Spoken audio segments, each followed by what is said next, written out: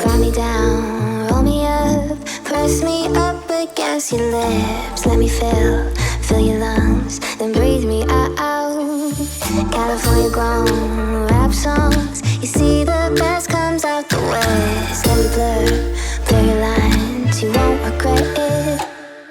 I'll take you to the moon and back, backseat of my Cadillac. Start out slow, then play it faster.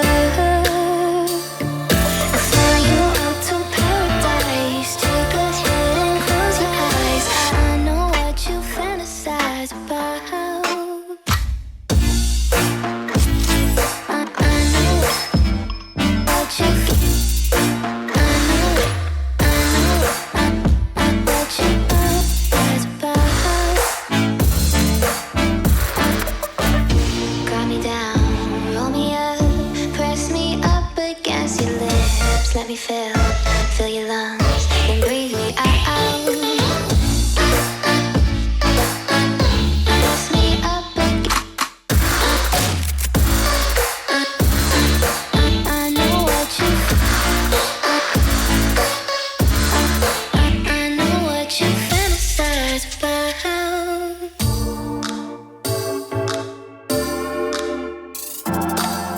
Boy, I'll get you so high.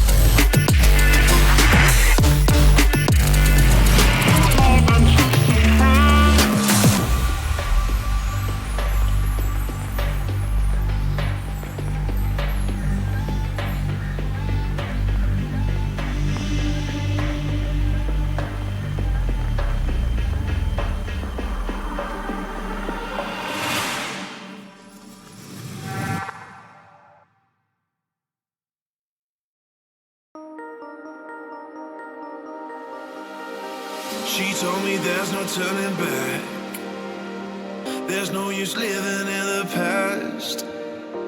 This is the legend of a wild girl told by a worn-out lover from the past. Living on the run, intoxicated on our way downtown. We're so deep in love, baby. Never thought it would come crashing down. I don't believe in wedding rings. I put my faith in love. And that's the last she said to me. The girl with wanderlust. The girl with wanderlust.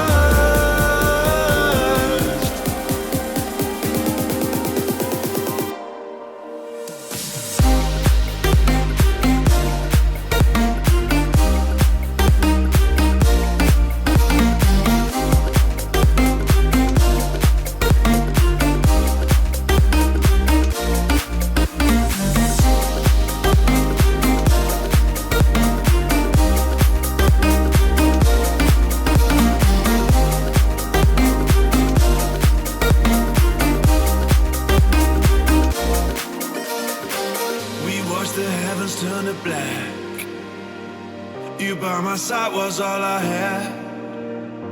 This is the legend of a young girl told by a worn-out lover from the past. Living on the run, intoxicated on our way downtown. We're so deep in love, baby. Never thought it would come crashing down. I don't believe in wedding rings. I put my faith in lust, and that's the last she said to me. The girl with wanderlust.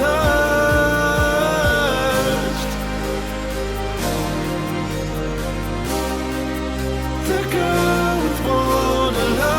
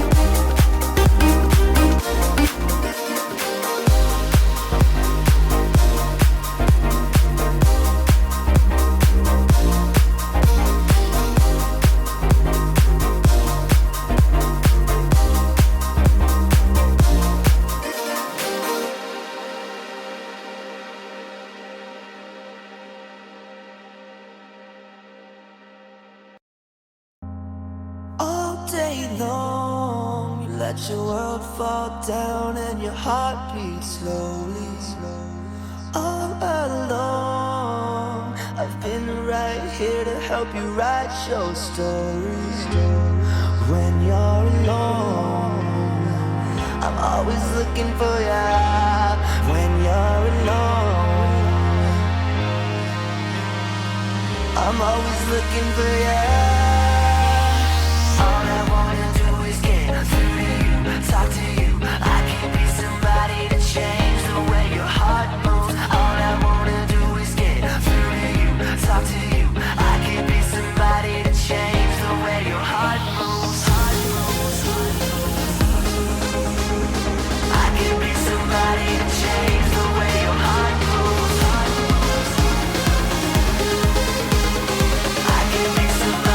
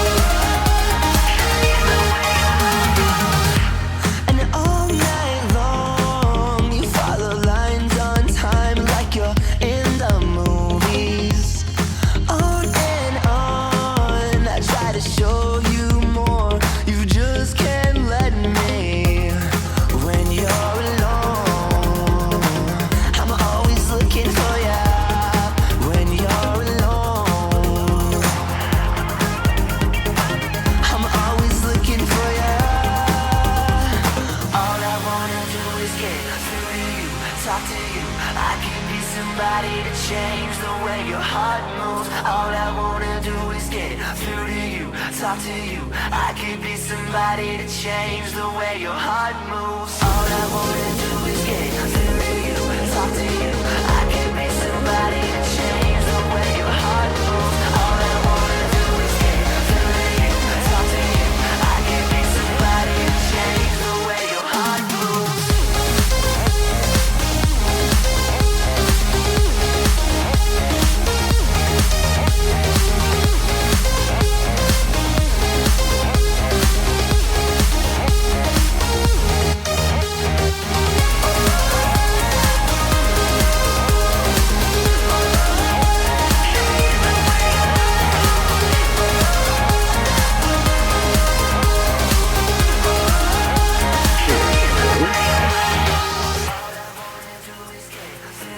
Still getting ready over here.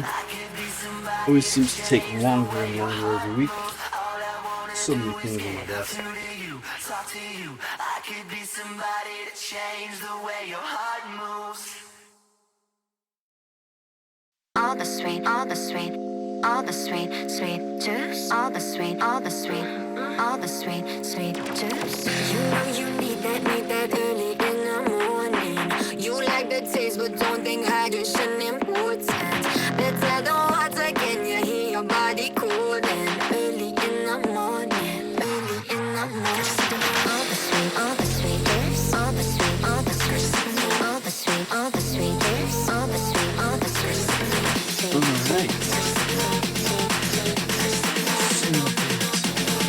All the sweet, sweet juice. All the sweet.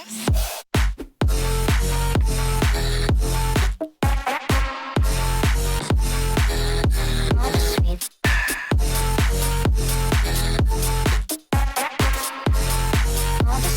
sweet. Got you sipping on me, got you sipping on me. Wanna squeeze me like that fruit, squeezing all the juice. Got you sipping on me, got you sipping on me. Wanna squeeze me like that fruit, squeezing all the sweet, sweet juice.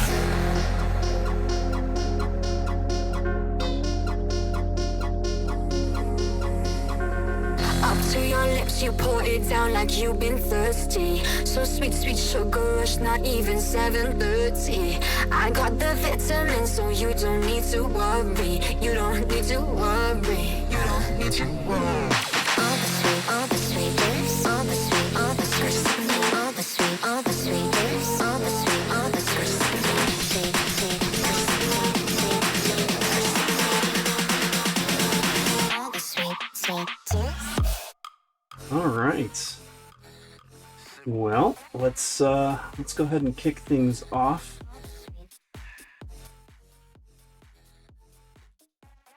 So hello, once again, I'm Josh, also known as Cpgeek, and here on this channel I have been making printers mostly.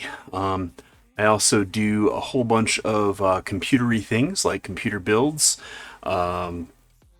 system configurations. I built my NAS and my workstation here on this channel. A whole bunch of nerdy things. I'm also into virtual reality, video games, both retro and modern.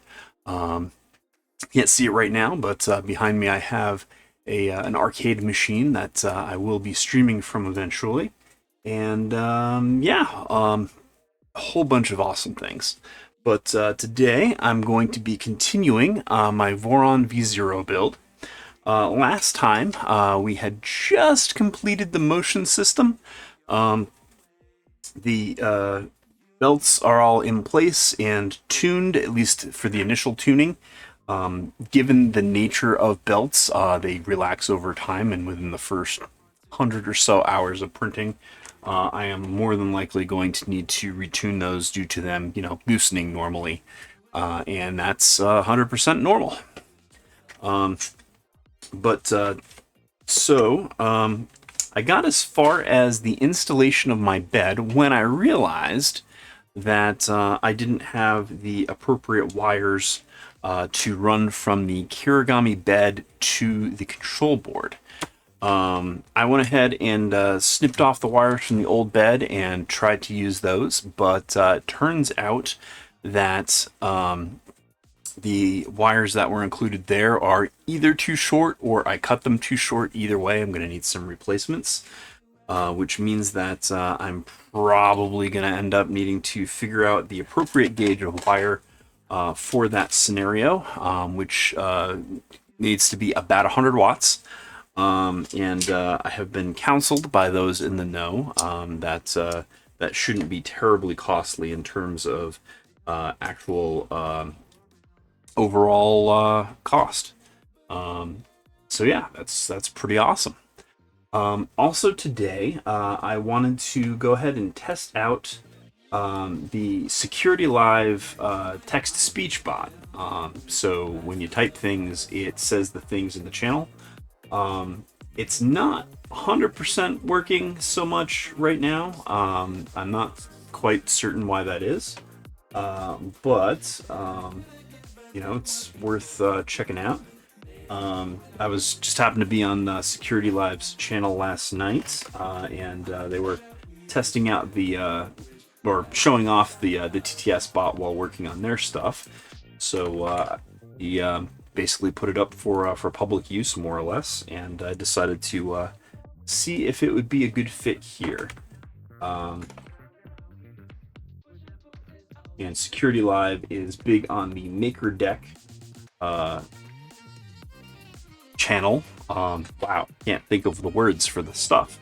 And Maker Deck is a really cool 3D printing community. People basically have streams of their prints and makings of things as they go on, and you know, it's fun to watch and fun to learn about what projects are going on from others. So I definitely recommend that. So I'll give a quick shout out to Security Live. I hope I put that in correctly. I'm going to double check on that while I'm here. Don't think that's the right one, unfortunately, and I'm just trying to figure out... oh, it's underscore. Okay, I did that all wrong. So it's Security_Live. That's the one I'm trying to go to. There we go. So quick shout out to Security Live. They do all sorts of cool development. Last time I saw it, he was messed around in I think it's called Code Red or something along those lines. It's a Java development platform. Pretty awesome stuff. I had a good time there. Definitely worth checking out if you're interested in development. He was trying to set up a custom-built motorized camera rig based around a 3D printer board and some stepper motors. It was pretty neat watching him work. Also some cool conversation in the chat. So that's what I did until like 6 a.m. before I decided to go to sleep last night. So that was pretty awesome. But let me see if I can restart the bot real quick. I assure you that the inconsistencies in the bot are more than likely my fault and not his, because this is my first time really messing around with it. So, okay, so that technically worked. I could hear it on my end, but I don't think that I am capturing the audio correctly from the application. One quick second and I will see what I can do about that. Alright, so that's going on in Edge, just because it's a browser that I don't use all that much. And I'm going to try to find... Oh, there we go. So that actually worked, more or less.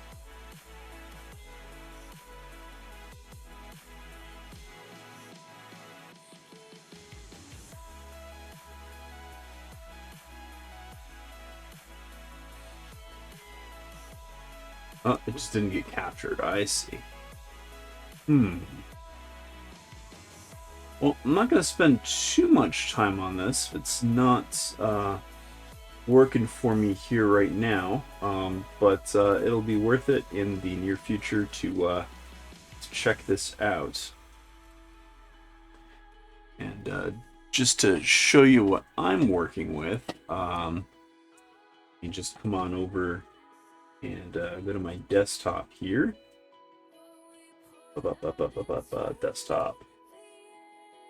Where the heck is the...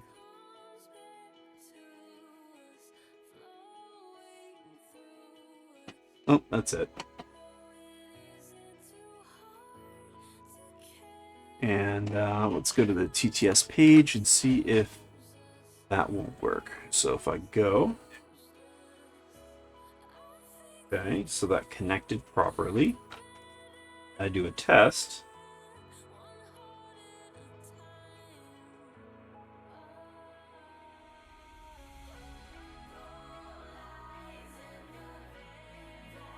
This is a text-to-speech bot by a person called Security Alive, whose Twitch channel I was watching yesterday.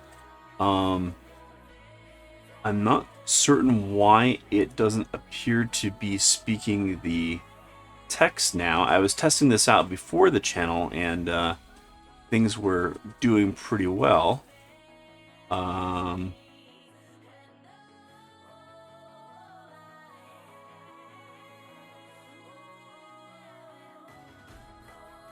Just trying to figure out why this isn't working for me now. It's always the way. As soon as you make something live, things break.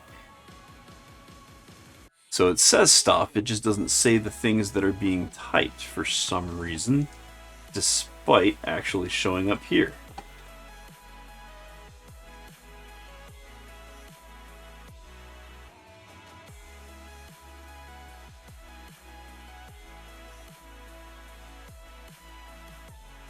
Okay. Auto language selection.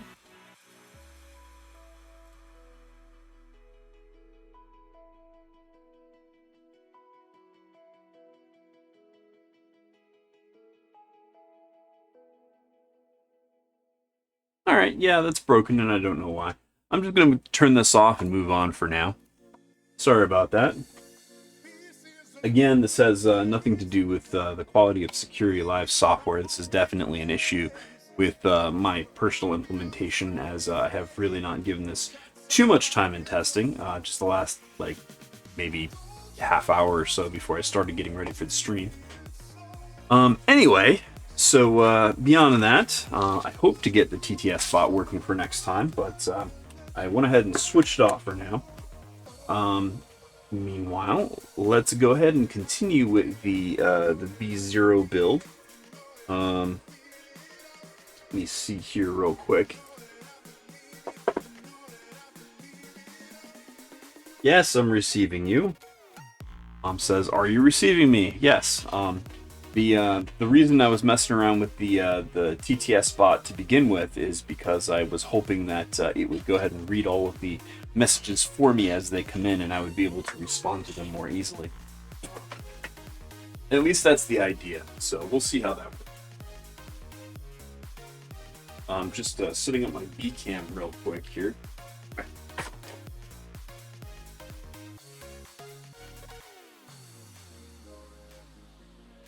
There we go. That should do there. Oh, I forgot to switch scenes to my B-cam.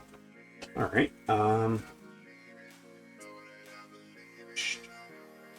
E plus A.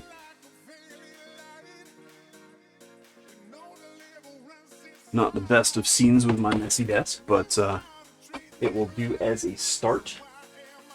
Move this over this way just a tad more so you can see even more of my messy desk.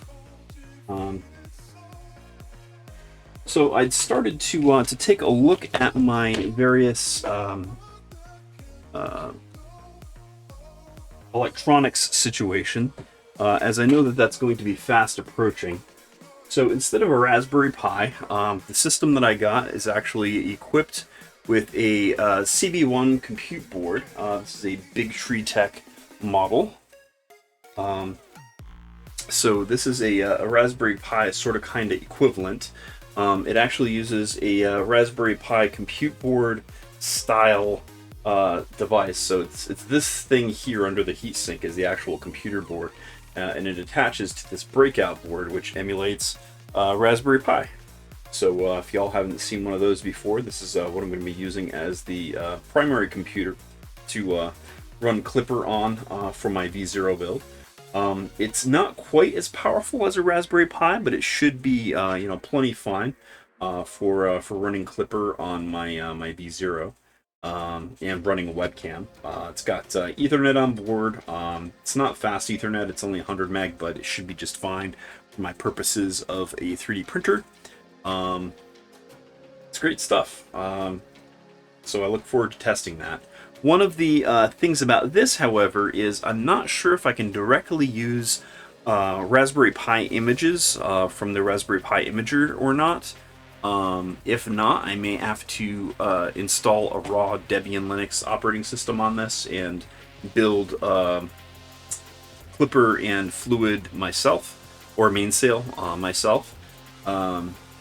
But that's not terribly difficult in this day and age either. There are scripts to get that done, and I'll certainly be doing so on stream. This isn't stuff I'll be doing off camera. So the other piece of the electronics that I wanted to take a look at is my main MCU. So this is a Big Tree Tech SKR Mini version 2.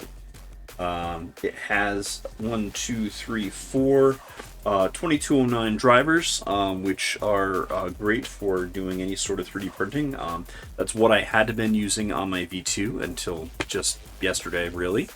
I just upgraded my V2's steppers with some that are a little bit less hot, basically. They have much lower thermals than the 2209s. 2209s haven't been a big problem. It's just that I'm using really fast motors on my V2, the Speedy Power motors by LDO, and those require a whole lot of current, and putting that much current through 2209s makes them hot and overheat under certain scenarios.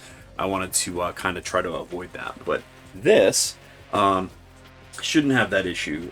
These 2209s, I'm going to be putting heat sinks on each one of them. I'm probably going to need to buy some heat sinks because I didn't see any in the kit, but that shouldn't be too big of an issue. This is actually the same board that I had in my Ender 3. The Ender 3 is now running the version 3 version of this, and these are decent boards. These basically replace the full-on SKR boards, and they have, like I said, integrated stepper motor drivers. If it becomes a problem, I can always swap out for a different motor control unit, but I don't really see any problem with using this for something like a V2. And this is what came in the, using this for something like a V0. And this is what came in the LDO kit for V0. So should be just fine.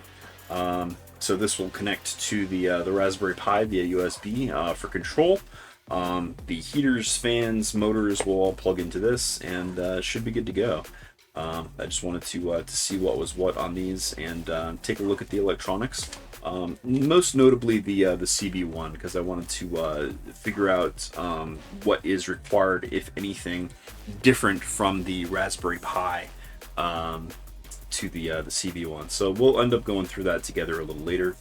We do have a few steps left on the V0 before we start messing around with electronics, namely the bed routing, getting the high voltage setup, which is actually quite simple in this build, even compared to a V2. I've already done a little bit of that. So let's take a quick look at the power supply. This is actually an upgraded unit that came with the polyamide bed upgrade, and I have done a custom 3D printed enclosure thing for the power supply on this, just so I can't touch the zappy bits. I am going to have to unscrew this in order to attach the rest of these leads. The reason for this particular configuration is I was just testing out how wide these openings are. And this is just right for the situation, so I can't go in and touch any of these zappy bits in here. This is the low voltage side, but this will be connected directly to the mains power when all is said and done. And I don't want to be able to reach in here with my fingers in the back of the machine, poking around. So yeah, this is a 200 watts moon Mornsun power supply. And I went ahead and noted the model number just embossed in the 3D print here. It is a LMF 200-23B24. So anybody who's playing the home game can look that up and see what that's all about. But yeah, this is what LDO is including in the polyamide heater upgraded bed. And that's because the stock power supply is not capable of driving the bed and a decent hot end at the wattages that the power supply is good for. I do still have the other power supply here, but this is the one I'm going with as it has much higher output.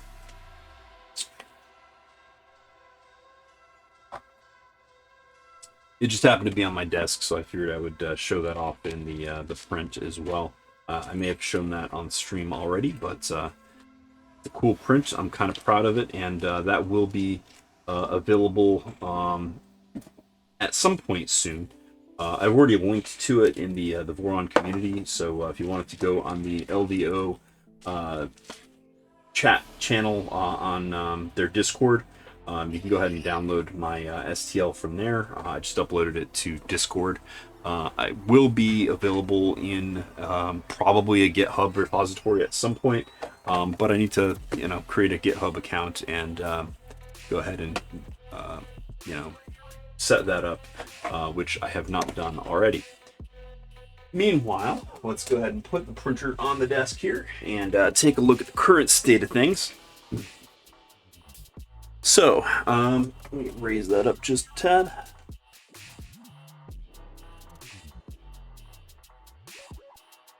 So this is my V0 as it is right now. With my customized feet and my dual color skirts on. I did put the bed in just so I could figure out how things go. But taking a look at the side here, zoom in just a bit. First off, you'll note that I did not route these correctly. This is basically the cables coming from the Kirigami out down the chain. And the reason I didn't route them correctly is because this is the most direct route I could find to put the cables in the chain. But unfortunately, even with that shortcut, I only have this much length on them. This is basically the furthest they will ever go. Whoop. Sorry about the focus. So here you can see down below that it's pretty much impossible to get these to where they need to go, which is behind the printer about here. This is where the DC electronics are going to go, the low voltage electronics on the back of the unit. There is going to be a partition installed, and on the bottom is where the mains power supply goes, and that'll be hooked up to the power inlet, which I have already installed right down here. So this is where you plug in your main power, and it basically is just direct through to the other side here. The reason for the jumpers is there's a switch, so that's the main power switch for the unit, and the power supply will plug in directly on this inlet, and then all of the rest of the things will plug into the DC part of the power supply. That's how the electronics are done here. It's actually quite simple. I really look forward to going through it, and I'm sure that'll be soon. But as I was saying, these wires are just too darn short. So I'm going to need to find some workalikes. This here is actually from the Kirigami, and this is about how long the wires are going to need to be in order to lead up the back side of the printer to where they need to go. And this is how long they are now. So that's just straight up not going to work. So what I'm going to do here today, given that I know that this length is not appropriate, I'm going to start off by undoing the bed, what I have here so far, and from there I will go ahead and remove those two short cables and continue work on the build here.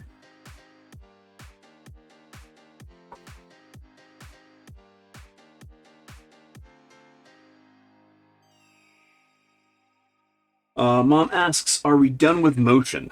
So motion is what we went over last time. Motion involves this tool head mount, these belts. Wow, words are hard. So tool head mount and belts. The belts which I tuned the last time around, as I said previously, I did have some trouble with tuning. I spent quite a bit of stream time on it. I do apologize for those who may have been watching that bit of stream.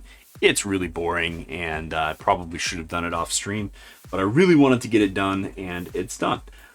So the belts are tensioned properly at 110 hertz per the manual, and things move relatively smoothly, back and forward, left and right, and diagonally. The motors are all hooked up and attached. The belt paths have been verified correct at least 3 or 4 times, and I'm pretty confident in the way that that things are installed and moving. All of the bearings seem smooth. It is a little difficult moving this back and forth, but I believe that that is the resistance of the motors and belts and pulleys rather than anything having to do with the squareness of the frame at this point. I will be interested to see how fast we can get these motors working when we start the initial testing. One of the first things that you do with a new printer after you've confirmed that the electronics are working properly and driving all the motors in the right direction at home properly is the first step in tuning really is to figure out how fast the motion system will go reasonably and not skip steps. In order to accomplish this, I've been using the LS speed test macro on my V2. I'm going to be doing the same thing here. I'm basically going to be carrying over my V2 configuration to this and modifying it to suit the specificness of this printer. And I don't think that there should be any difficulties with that, just so that I can maintain my macros and whatnot. So yeah, things are going pretty well with this. And as far as the speed test goes, that just moves the motors all the way in all of the directions many times, and makes sure that it doesn't skip any steps at any particular speed and acceleration. So my hope is to get this to at least about 10,000 or so millimeters per second squared in acceleration, and hopefully in the 500 millimeters per second or so speed range. If I can go above that, that would be awesome. 15K would be pretty sweet. I am pushing 20 on my V2, but these motors are way smaller. Then again, so is the motion system. So really, I don't know how it'll perform specifically to this printer until I go ahead and spin this thing up and start a speed test and try all of the variables involved with that. I did do a bit of that on stream when it came to tuning my V2, although that was a few months ago. I don't know how many people would remember that at this point, but that's basically the long and short of that. Note that I have not cut these belt lengths yet. I wanted to make absolutely certain that this was all run correctly, and I'm not going to do that until it comes time to actually mount my tool head. I believe that today we're going to get into building out the tool head. I think that's on today's agenda. I think that's next up in the manual here. But as I said, first I'm going to go ahead and remove the bed and the wires here, because that's going to have to happen anyway. Don't want to lose that.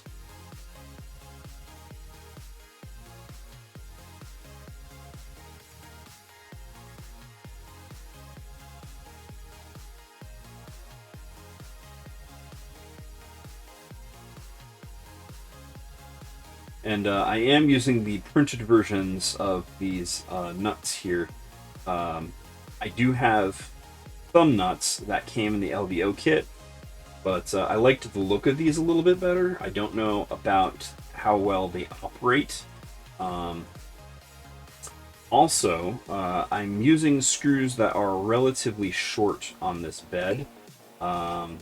I think I might want to get slightly longer ones and install them here as well. So these are all things that that I can do a little bit later. All right, so why won't you come up? Oh, but I still have the nut in place. Thought I had removed it. There we go. So this bed will come up, and I drop my leveling springs all over the place. There is a third one around here somewhere. Correct.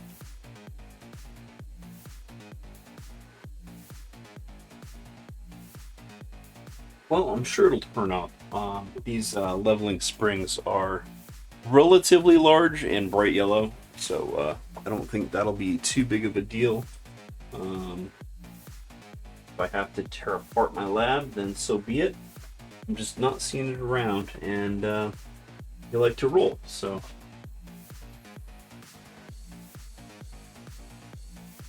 Well, I'm not going to hold up today's adventures with that. I'll look around a little bit later. But, oh, okay, so there's one. There's two. And, okay, I did drop the third one. Yeah, I'll look around for that later. I'm going to put these in the box of fasteners for now. What did I do with my box of fasteners? Oh, I put it back on the shelf. Didn't put anything else back on the shelf, but I did put that back on the shelf. Okay, well, let me grab that. Oh, wrong box of fasteners. So what the heck did I do with it? I am certainly going to need that tonight.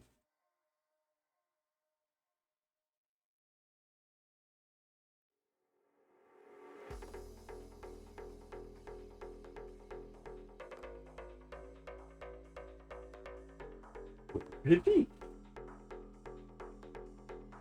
Oh. Under the packing stuff from the West 3D box I got the other day. Alright, so you go there, you go here. It'll be fine.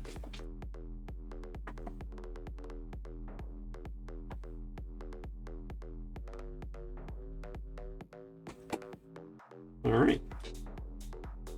Oh, right.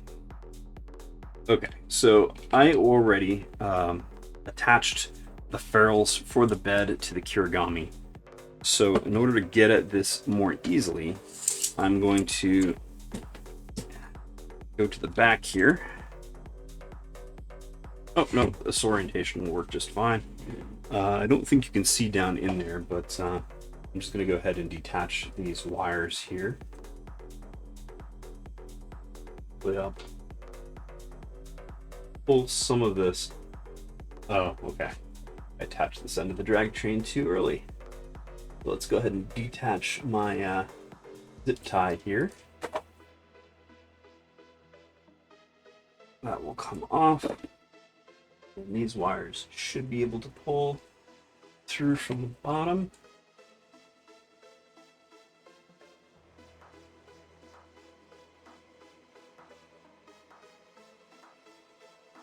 There we go. All right, just wanted to get a little bit of slack on that so I could undo those. One way go, that's two way goes. That comes off, and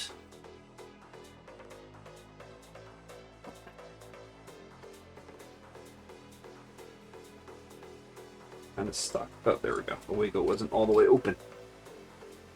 Okay, and thermistor wire gets unplugged.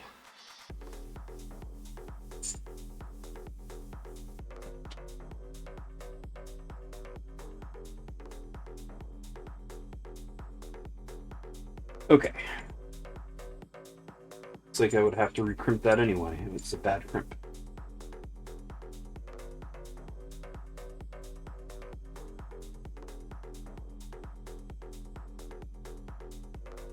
So these will stay in the chain because they're long enough. These are the long ones for the LED in the origami.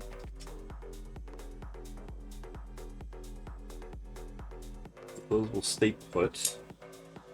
These two, I can be able to gently pull through the chain here.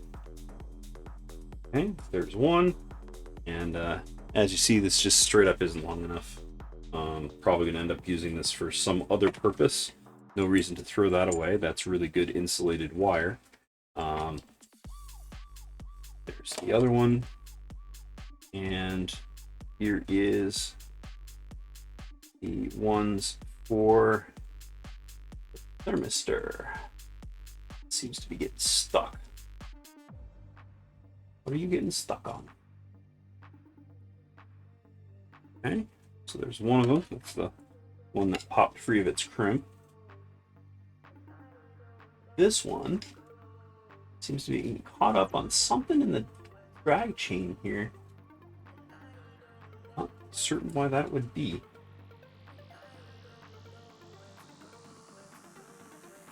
Goes in, does not want to come out. Oh, there we go. Had to finagle it just a little bit.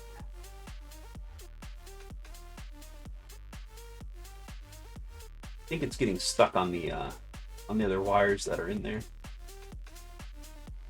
The LEDs. Now, doesn't want to go around this bend here. Really, just the crimped end that's giving me trouble. Getting sort of hung up on all the things. I'm going to go ahead and unscrew the drag chain, the upper part of the drag chain, just so that I can manipulate things a little bit easier. Is the screwdriver for that? Yes, it is. Okay. There's one screw.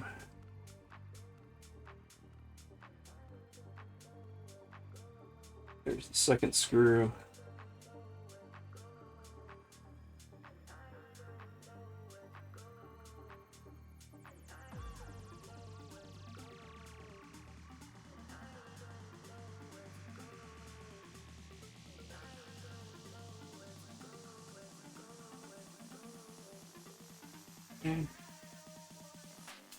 There we go. That came out with its connector. Good, good, good. I am going to reattach those screws for now, just so that drag chain is in a relatively secure state. It's also really easy to get these screws in and out on this Kirigami.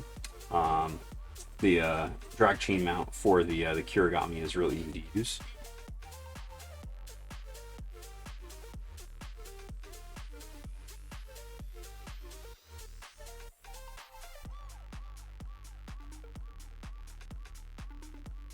Okay, so those are back. Oh, I didn't reroute them. I can do that the next time I remove the drag chain, which will be when I reinstall the new wires that I'm going to need. All right, so that part is all set more or less. Let's bring up the manual and see what is next in the build. I'm not even sure where we're at right now.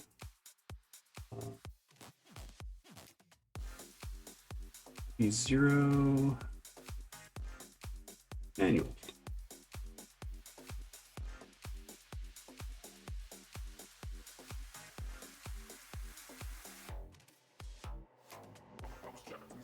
And let's scroll in on that. Share that with you. So there's the Voron manual there. More or less what things are going to look like. Using a different bed, and of course my color scheme is a bit different, but that's the long and short of it. This is the very beginning of the manual. Let me scroll down to where we left off.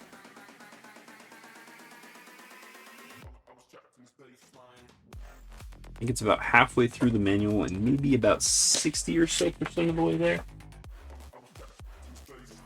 Like I said, I'm pretty sure that we're on the tool head build, which would be pretty rad. I'm ready for a tool head build. I don't know about you. All right, so that's way earlier. All right, so that's the belt mounting, so we're getting pretty close.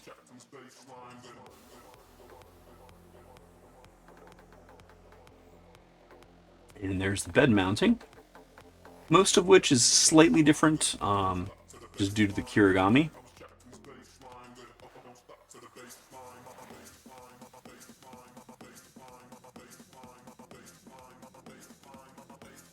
All right, yeah. So after the bed is installed, we go to the tool head.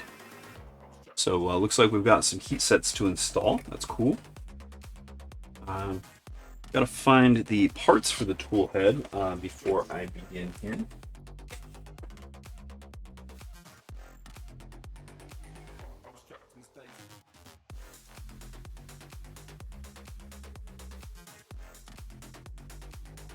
I think that this is the one. Yep, that's right. So this is the 2-color print that I printed for the tool head. This is basically what's going to be, going back and forth to get things done. So this is the main cowling of the tool head. This is a modified tool head. I'm going to be using a Rapido here, which is a little bit bigger than most of the supported tool heads for the Mini StealthBurner configuration, which is the stock for the V0. So I needed a cowling that's a little bit bigger, and also a tool insert that's a little bit bigger as well. So yeah, let's go ahead and set the printer aside for now, because I know that we're going to be taking some time in building a tool head, which also includes, building up an extruder. So let's put that in the middle there, because I know that that's going to be the first piece that we need per the manual here. So we're going to be installing some heat sets in the main body of the tool head here in the extruder section, the top part there. We're going to be installing heat set in the guidler arm. That's the part that keeps locks the filament in place. And looks like we've got a couple of heat set inserts going into these little standoff things. I'm not 100%. I actually have these printed, or exactly what those are, to be honest. These little round things. They could be little circular standoff things, but I'm not certain. So we'll cross that bridge when we come to it. Just looking ahead here real quick. Okay, so there's a mid-plane piece. We install some heat set inserts into that. And also an M26 FHCS. I do have some small amount of those.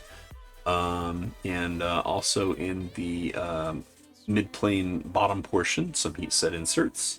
And looks like we start with some lubrication, popping out some support. I may have done that already, I'm not sure.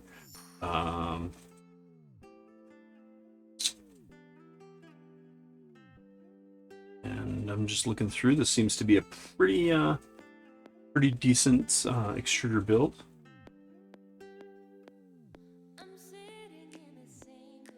Alright, so I've got a printed jig just to make sure that things are spaced correctly for the bearings. That's pretty nice. That's actually an upgrade from the way that the V2 is done. Or I should say the StealthBurner is done.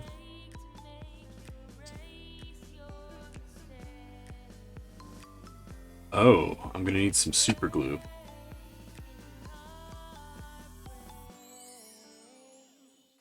Okay, I think that I have super glue available. I guess I will have to see before I get to that part. But I guess first let's start by installing all these heat set inserts and finding the appropriate parts. So let me grab my soldering iron here so we can get that part started.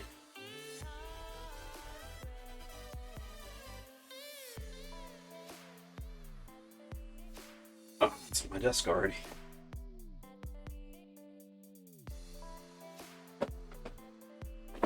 So, soldering iron.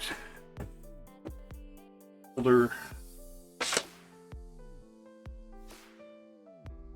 Just gotta find the rest of the extruder parts. Please bear with me here. That's not it.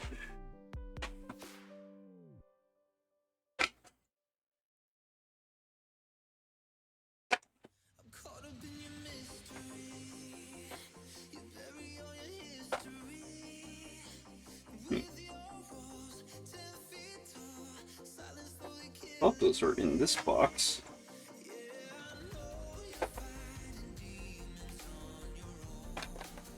Must have been mistaken.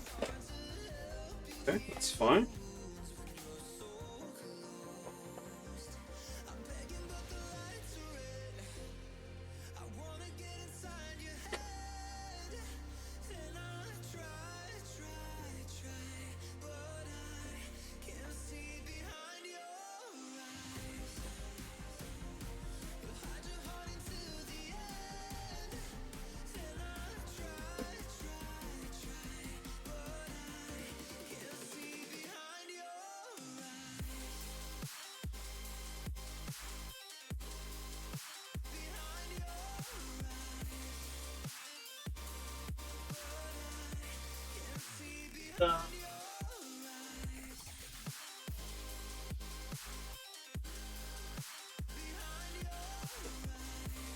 Wiring and crimping stuff.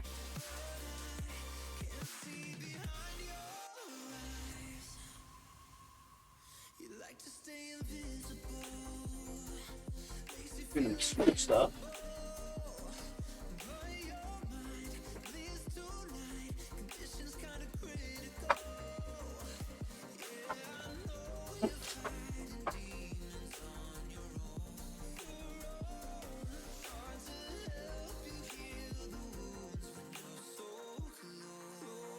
That's certainly interesting.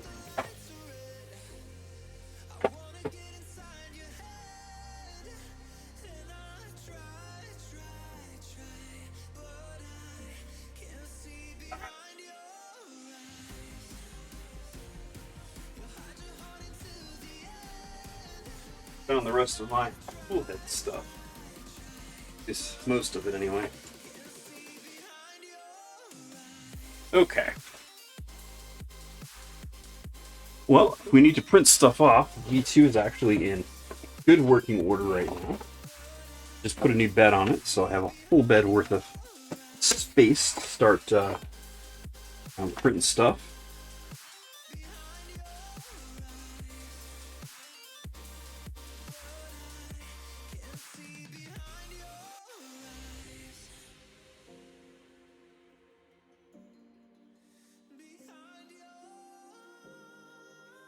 Plug in my iron here.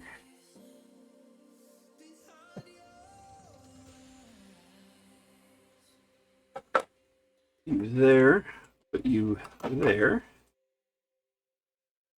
Ooh, you move around too much. Let's go ahead and tighten you up.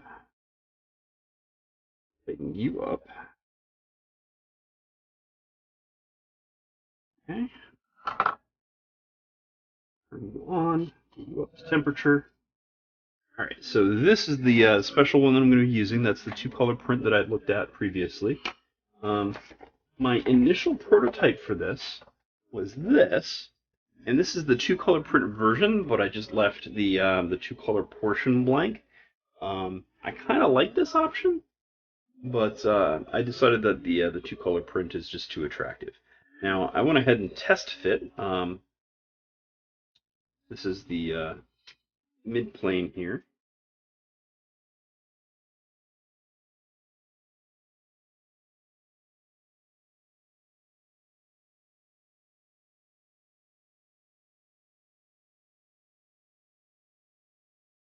Whoa, oh, oh, oh. So, howling is fine. The mid-plane is fine. Oh, mid-plane is not fine. Just noticed a few errors. I think that while I'm working on this, I'm going to reprint the mid-plane here. So let's come on over here for just a minute, and I will pop open Prusa Slicer. I want to make absolutely certain that my Z-hop is set correctly, because I had done that 2-part print.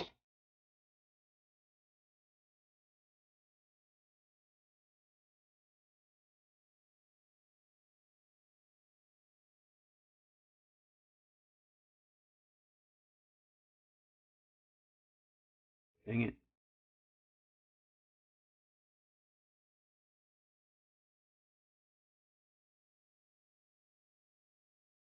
Is it width and flow?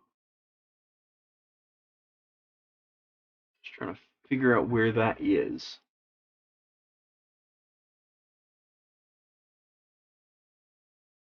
Slicing.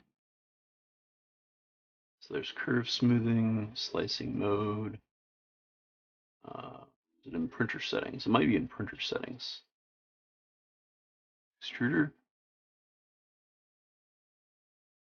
Oh, it's Z lift. Okay. So it's set to 0.15. That's kind of a lot. I think that is the for the multi-color print that I was doing. Let's find out what the original was. All right, it was 0.2 before. All right, so I'm going to set that back to 0.2. Oh, that's higher. What?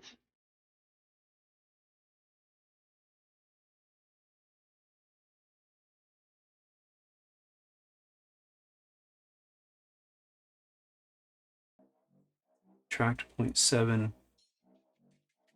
0.2.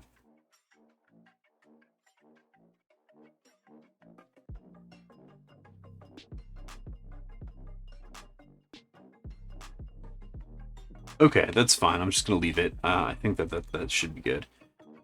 All right, so let's come on over to the super slicer bed here and drop one of those on. Tool heads.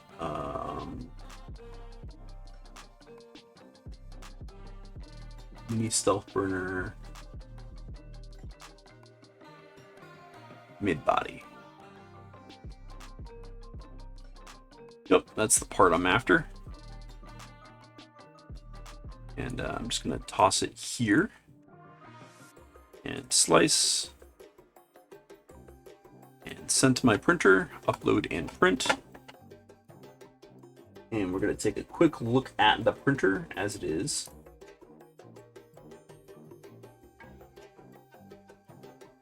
And the lights just kicked on, that's good. This is not a print in vibe stream. Let's switch that off. Not printing VHB clips. And don't worry, I'm not going to be spending too much time in this view. I just want to see what's what.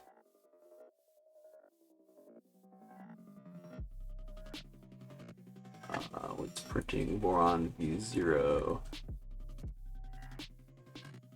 Mini StealthBurner midplane.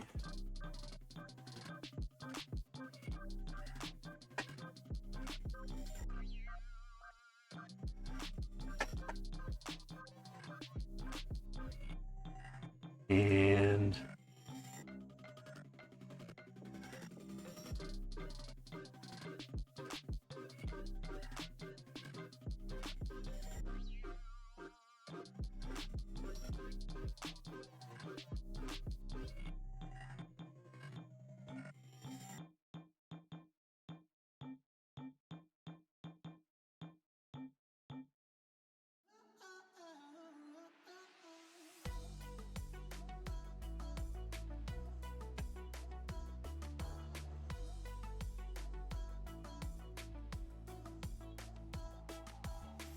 all right, so that's heating up. Everything seems to be in good working order.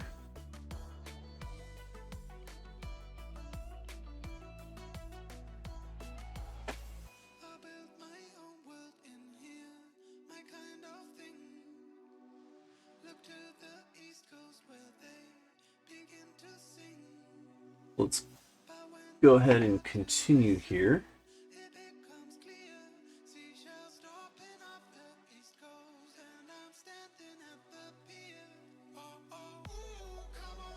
And let's drop some heat set inserts into the places that we have.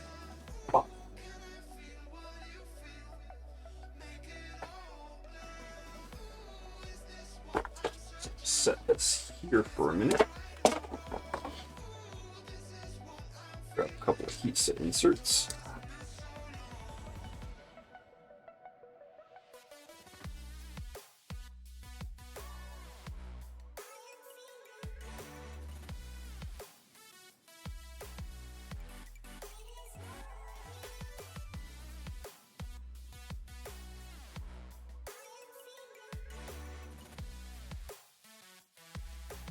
And we'll go ahead and drop these in just like we have before. Excuse me. Alright, so this is going in the bottom right here. Left, I should say. Wow, left and right are different things.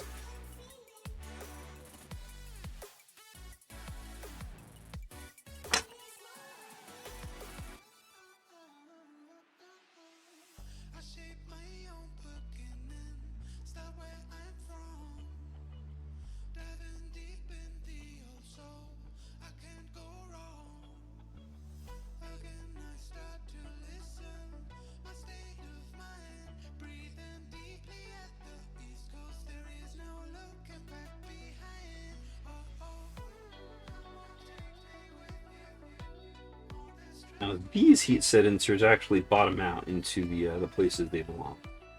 So so long as the heat set insert itself is flush, which is super important with these extruder builds, it needs to be at least flush, just to make sure that everything fits together correctly.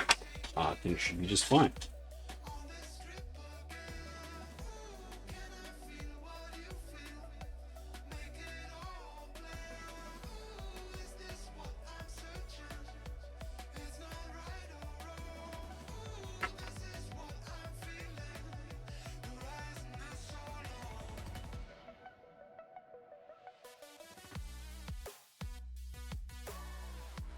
Oh, still a little proud.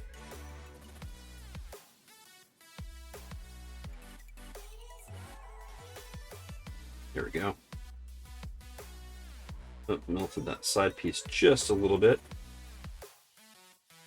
That's still fine. It's dimensionally accurate. Okay, so there's 3 there. And Geidler, which is, nope, not that piece, this piece. Let me put this down and grab some more heat sets. Oh, no, I have some here.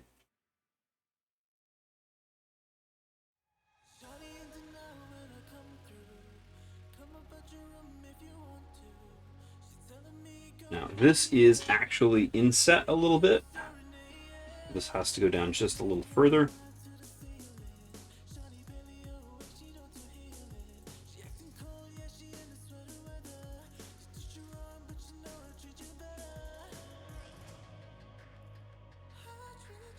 Just like that. Perfect.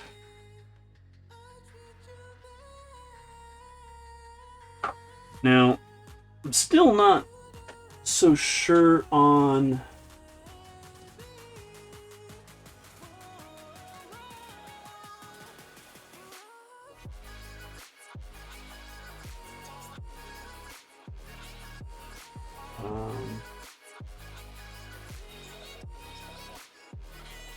there we go.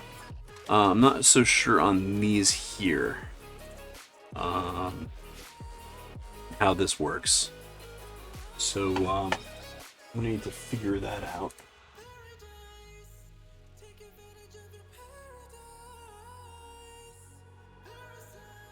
Are these strain relief spacers? Is that what these are?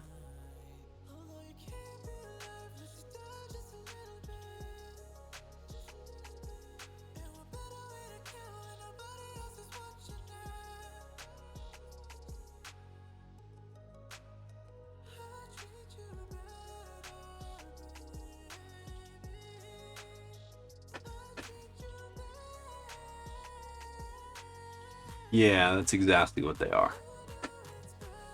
It's possible that I didn't print this. Also, strainer leaf body. Okay. So, I think I have these. But I just need to rifle through my parts bin real quick.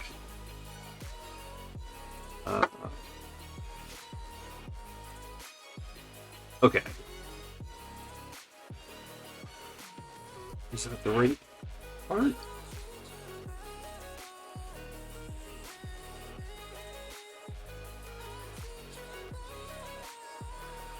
No, that's not that.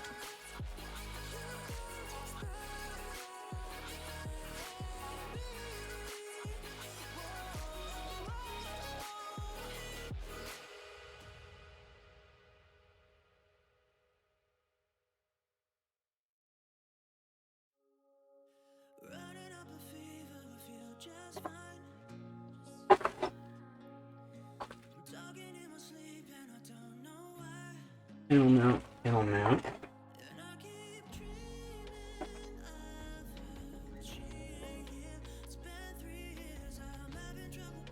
Might just need to print those as well.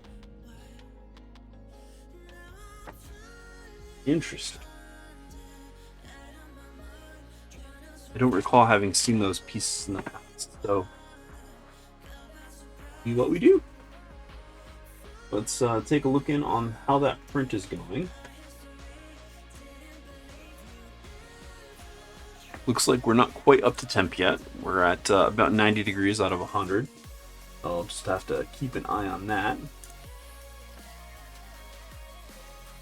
And keep going with what we have here.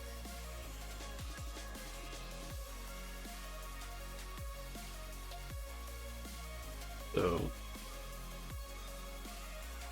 wow, this is awful. I don't know how I could have possibly okayed that going in. That is way under extruded. I think that's when I was having difficulties with my extruder motor.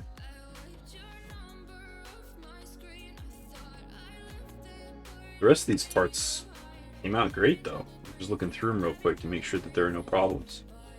Because extruder parts are, extremely important to get dimensionally accurate so that things will fit together properly. Everything else seems good there.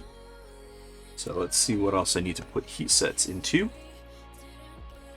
Alright, so there's the mid body, which I'm printing now. And so I'm going to skip the mid body and go straight to component prep.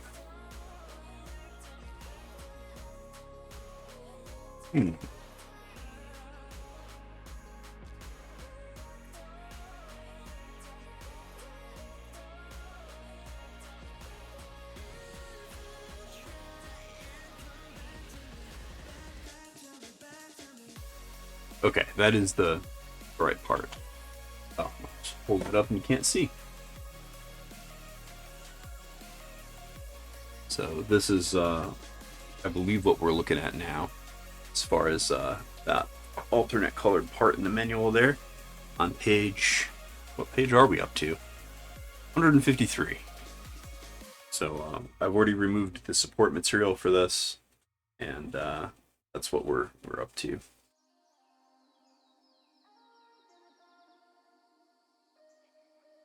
Okay, so we need the BMG idler assembly. That's in the motion box, toolhead in motion. So let's pull that box out, toolhead in motion. And there's my BMG gears, so I'll break that out, just get that set. So most folks will tell you to use something like Super Lube here. I'm actually just going to use the same grease that I used for the rails. This is Mobilex EP2. This is the bomb lubricant for doing the rails and whatnot. I'm going to switch off my soldering iron for now because that won't be ready for a little bit. Put the cap off of that.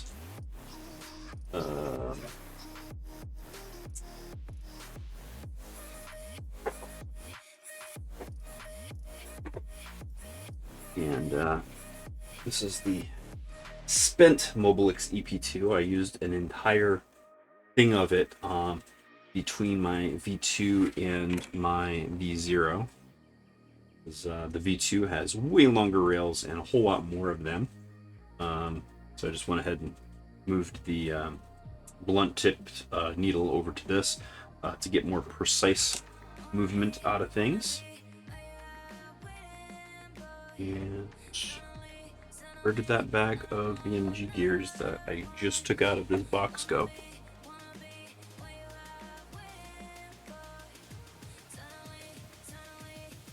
They were literally in front of me a second ago. Oh, here they are. Put them on that desk. That's not good. Alright, so go ahead and just pour the contents of this bag on my desk here so I can, drop everything all over the place. Now the BMG idler assembly consists of, let's zoom in just a bit so you can get a feel for what the heck I'm talking about. These are teeny tiny parts. Alright, so there's my current work area. Just a tad more if I can. There we go. Alright, so we've got this gear and idler setup here. What we're working with right now, however, is this. These are two bearings and a shaft, basically. The bearings are going to get lubricated and put them onto that shaft, and then one of these, I'm not sure which, are they the same? Certainly not the same. It'll be this one, the idler gear, will go on the end of that. So I'm going to start just by lubricating the inside of this gear.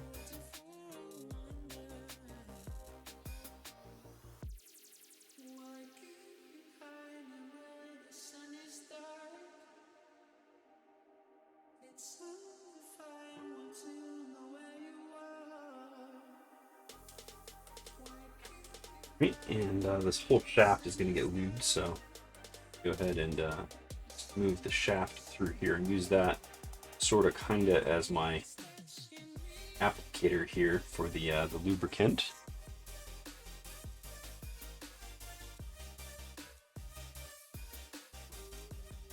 It's still a little on the dry side, so I'm going to apply a little bit more lubricant to the inside here.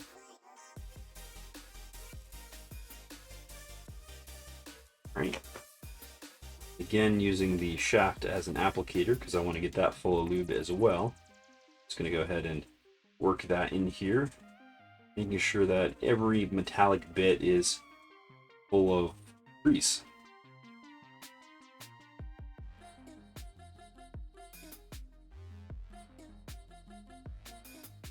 Alright, and that's all more or less properly lubed up, with the exception of the end that I'm holding. And I'm going to just take a little of that and move that onto the part that I'm holding so that everything is all slippery. Okay. Should have done this with paper towels, but I do have those nearby as well. And apparently a cat. Turn the camera just down, but Oreo Kitty is roaming behind me here. Alright, so now I need to apply lubricant to the bearings. It's these two little guys here, both inside and out.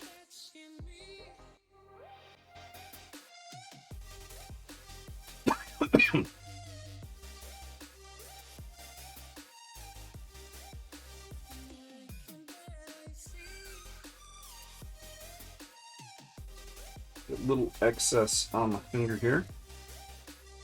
Rub this along the outside, everything all slippery.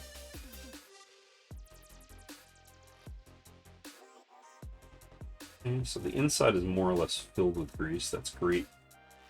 Particular instance, I try to pick up this slippery boy.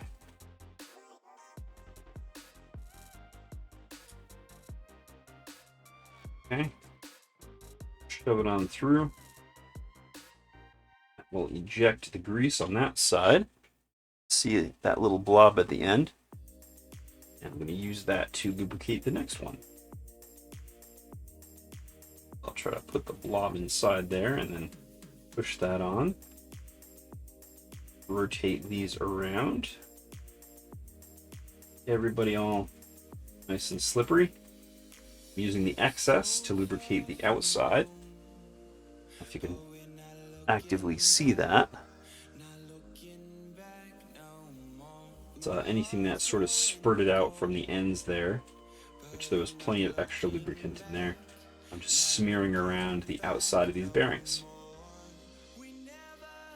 Turning them along and making sure that everything is operating as smoothly as possible. So those two go on there. And inside of this is all on here. So that will go right on top of these idler gears.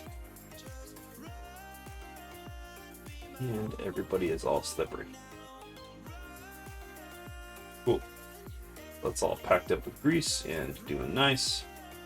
Trying not to get grease in the groove here, which is where the filament path is going to be.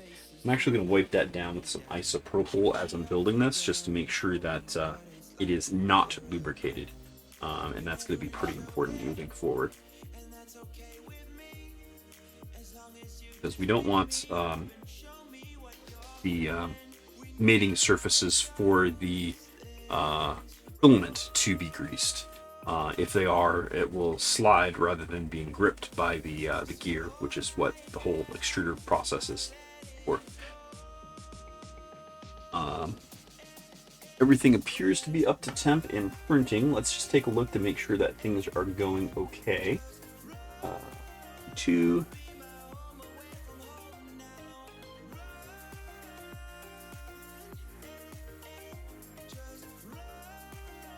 It looks like things are printing okay.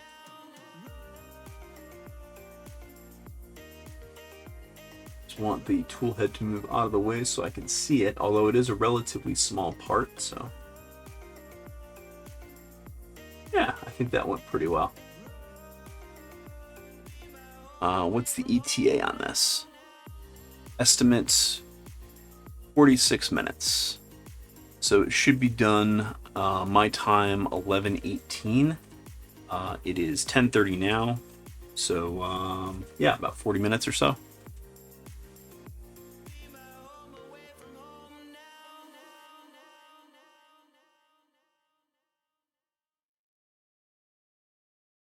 Alright, so as far as the manual is concerned, it says lubricate bearings, which we just did. A lubrication film is required to ensure smooth operation and longevity. Refer to the Voron sourcing guide for lubricant options.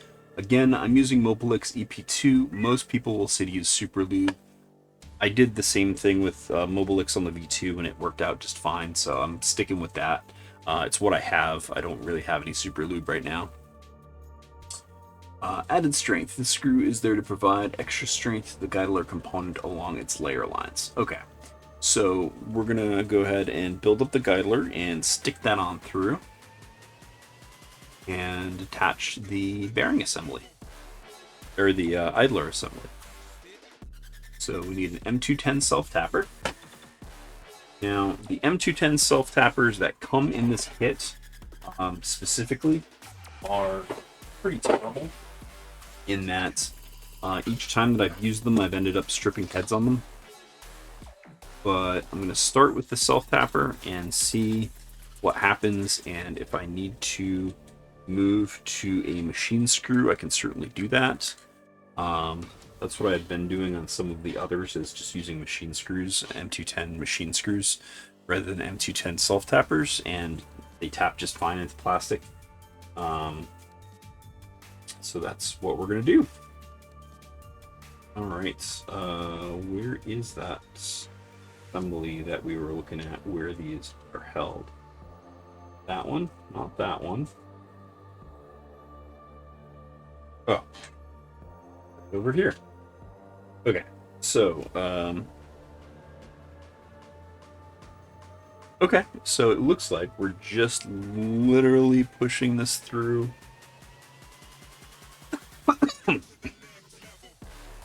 That'll do it.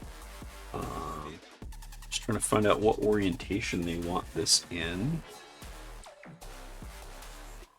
Looks like this one? Yeah, this one. So this is going to go in here. Okay. In that case, let me find my screwdrivers, which I had here earlier in the stream.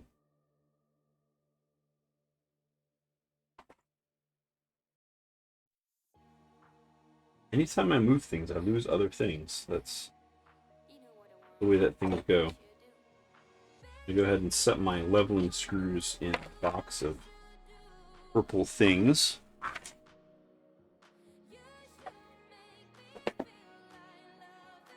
Was over in this neighborhood. Oh. Found it.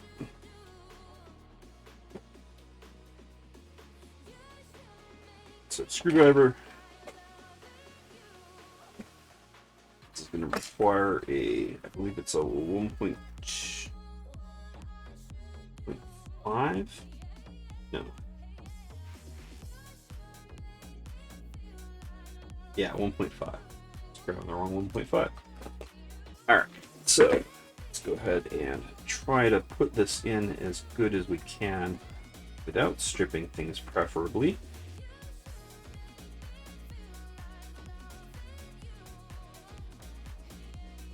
I'm already skipping.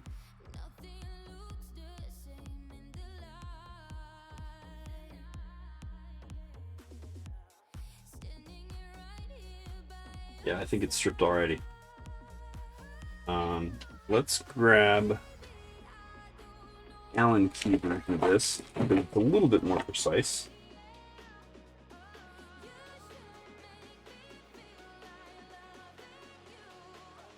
I think it's this one. Nope. Wait.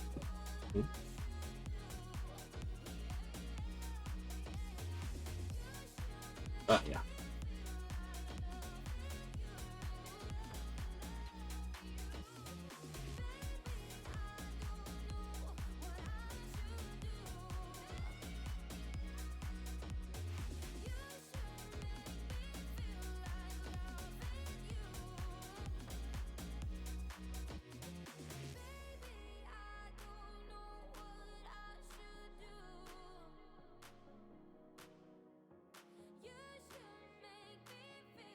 I think I just have to get it below the surface, and that should be fine.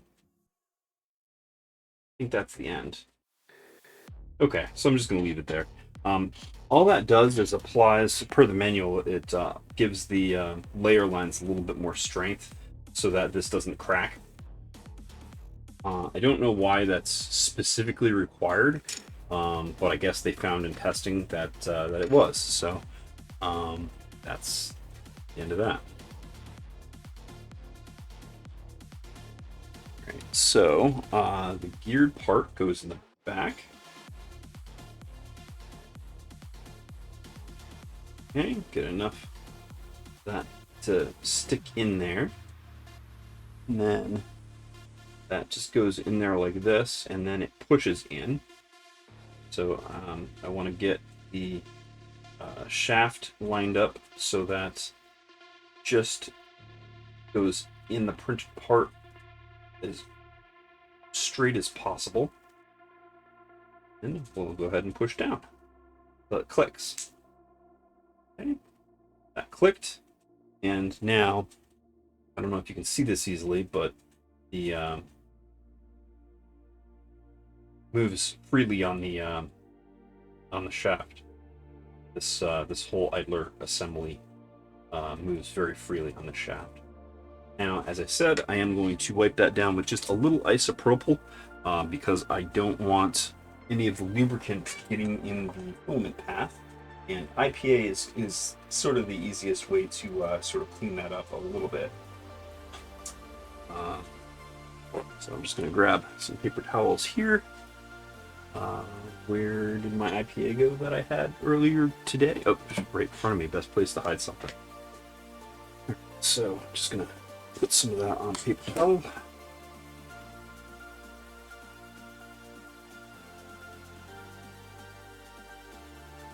And sort of dabbing that in the filament portion of the gear.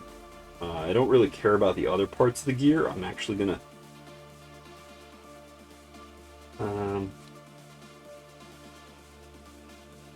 I was going to say I was going to apply lubricant to that part of the gear, but I'm reluctant to do that as well. And these are big gears, so I don't think that they really need lubricant. I'm just sort of trying to get the filament path itself clean. And I think I've accomplished that, so that's the idler arm there. And we'll look at the manual again. And scroll on down. We've got the gear. Now, I think that the gear is preset. I don't think that I can move it.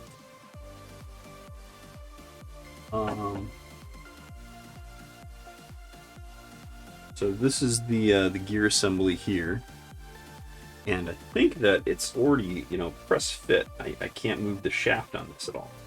I'm hoping that it's press fit to the correct length per what the manual is telling me to do here. Check the short end of the shaft. If it's longer than 3 millimeters, shorten it to under 3 millimeters. Alright, so I'm going to, just in case, grab my wow, words are terrible tonight.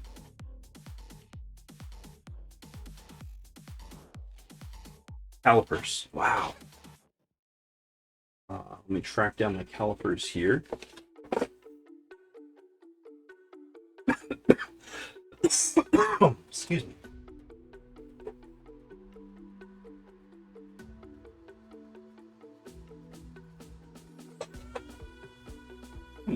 Not in my tool bin.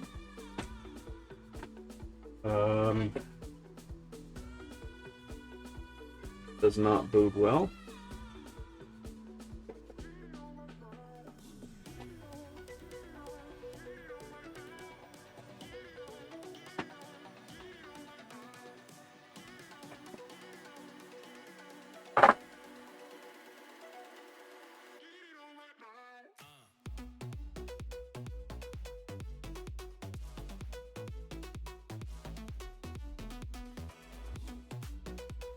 Well, I have no idea where my calipers are, so I'm going to assume that the kit people know what they're doing and see what happens when that goes together.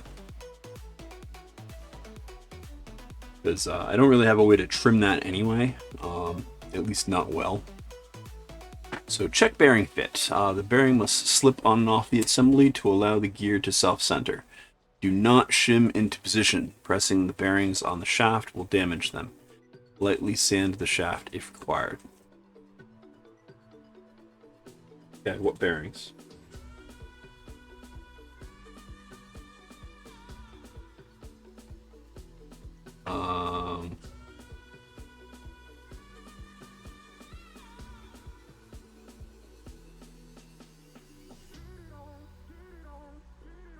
So MR85 bearings.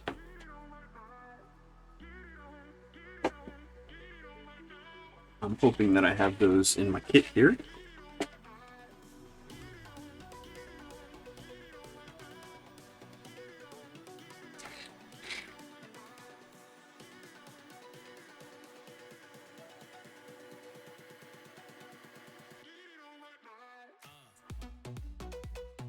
I'm not seeing those at all, unfortunately.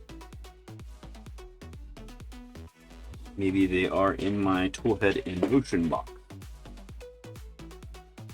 Nope.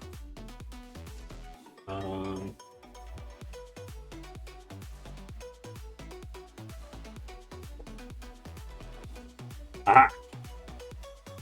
There they are.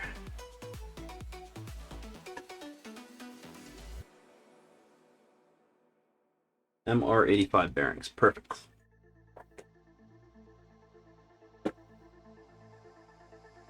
Alright, so I should have manuals telling me to set these on either side of this. Check bearing fit. The bearings must slip on and off the shaft easily to allow the gear to self-center. Do not shim into position. Pressing the bearings on the shaft will damage them. Lightly sand the shaft if required. Alright, so there's our two bearings. This is the shaft. So let's start with the part that sticks up more. See if these slide on here. So it is super tight fit, but it does slide. Not pressing at all, it just slid on. All right, now on this side, I'm going to do the same thing. So I just put it on top and it crowned just fine. Just very gently applying almost no pressure, just going around the outside of the bearing so that it seats. Just to the end of the shaft. Okay, that worked out just fine. The tolerances on this are ridiculously tight, or not tight, but close. They are very, very precision components with just the right tolerances.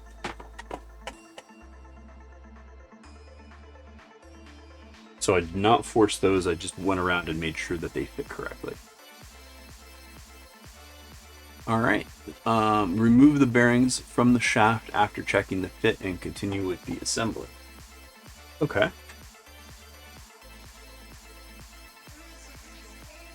So again, that just comes right on off. This one, be able to just pull, yep, slide it right on off. And there are the two bearings there and the shaft. So continuing. Okay, so this is the end point where we super glue the hex nut in and we add one of the bearings. Okay. So that would be this part here.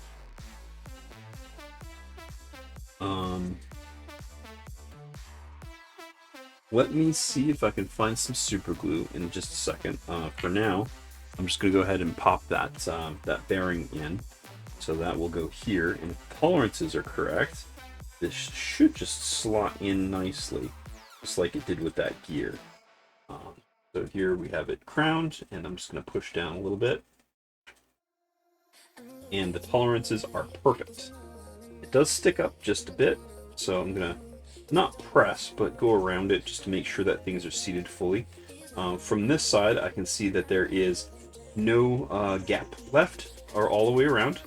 So it is supposed to sit a little bit proud, and that's in there correctly. Now, as far as our hex nut, which I will grab out of my fastener thing now, they do want me to super glue that in. There we go, M3 hex nut. Just want to see how well that fits. Okay, so that's a very loose fit. So I'm gonna pop that out, and I am gonna super glue that per the instructions. Let me see if I can come up with some glue, and we'll work from there. Oh, you guys didn't see that at all. So this is the part. I went ahead and press fit that bearing, not press fit, but gently inserted. But as you see, this nut is very, very loose in there. And if I flip this over, it comes right out. So yeah, I will need to super glue that.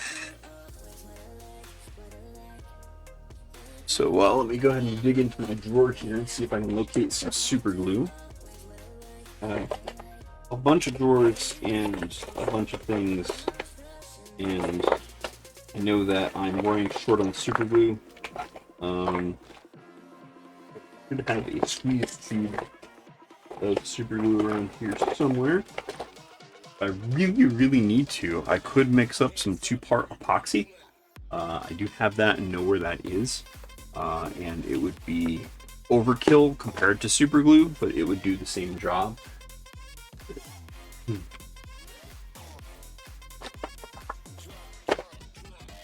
What are you? Oh, liquid electrical tape.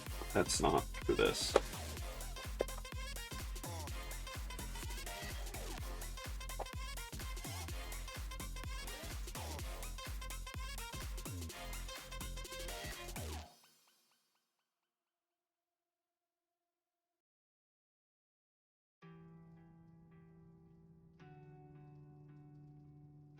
CPU, random trackpad, thermal paste, electrical tester,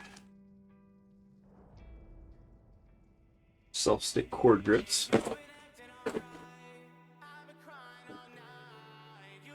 See?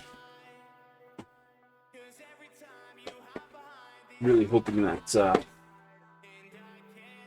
see some super glue in here sometime soon.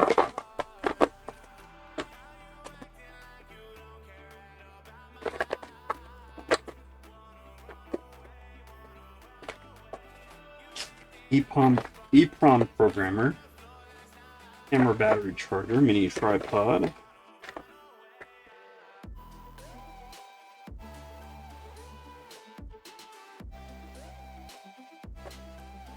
fingerprint reader, compact flash card, mini batteries. For you. Oh, you're an RTL SDR dongle.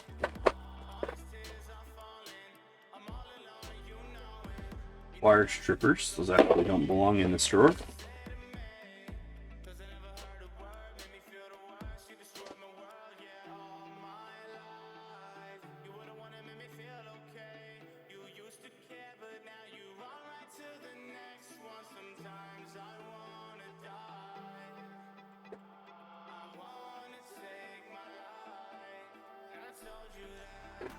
And there goes my sock.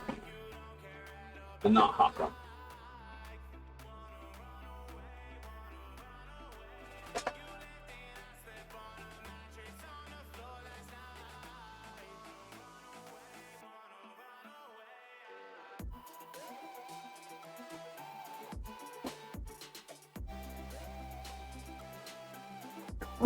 First check.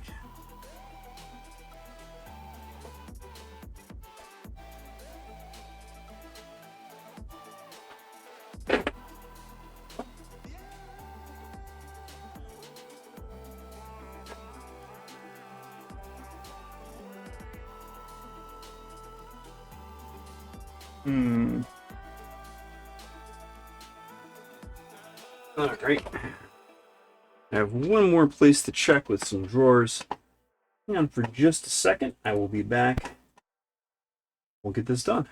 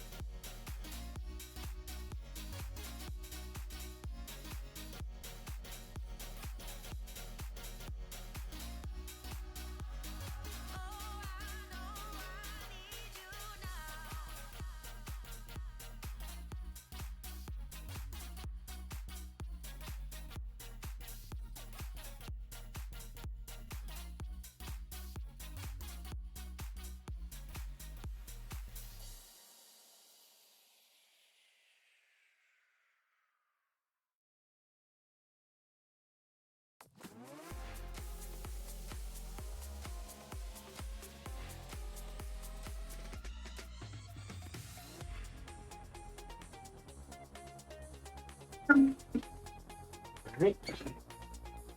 Well, I'm going to give one last look across my desk. But in this instance, I'm able to find my CA glue, which is pretty annoying given is the only place they asked for it, I think. I'm just giving my desk a quick once over. And I know I'm gonna find it like as soon as I don't need it anymore. But I do have some 2-part epoxy on hand.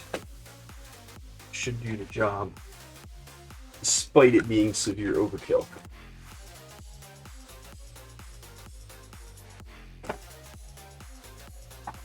Just trying to get my things that are on my desk.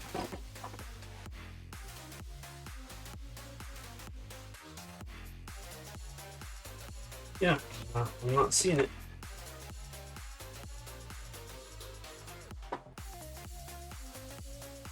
Okay, 2-part epoxy it is. All right, so let's grab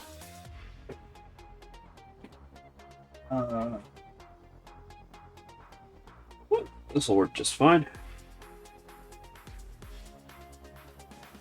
And what can I use to stir? Oh, just found my CA glue. Okay, cool.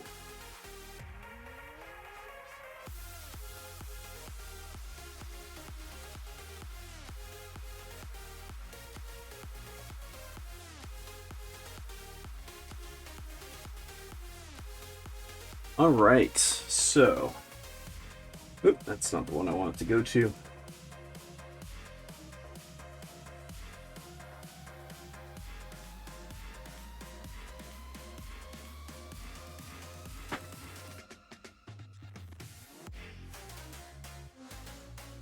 Oh, I must have bumped it. Like, that's not pointing in the right place. Okay, so there we are. Pulled out this SD card just to use as a backer to mix in some of the 2-part epoxy.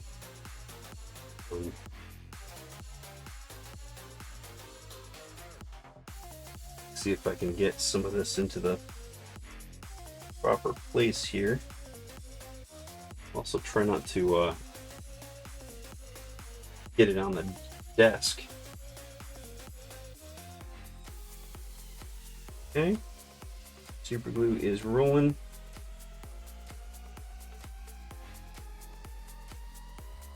Just trying to get a little bit into the crevices here. We have a little bit left in this tube. It's probably the last application.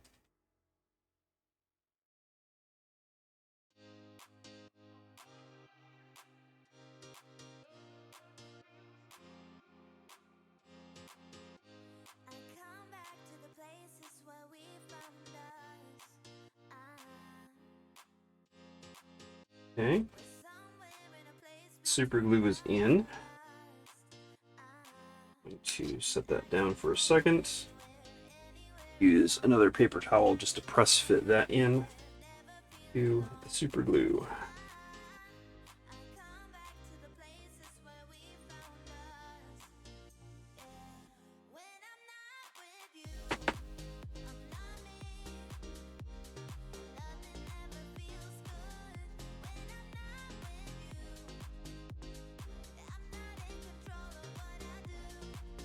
Put this back on.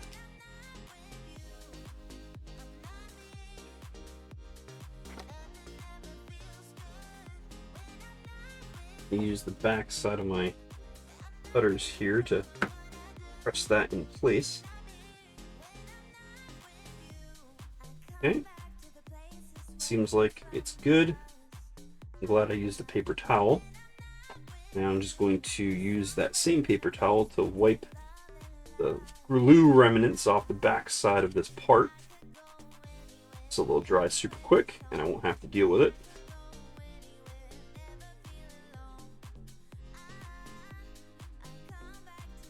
And I think that that should do it. I'm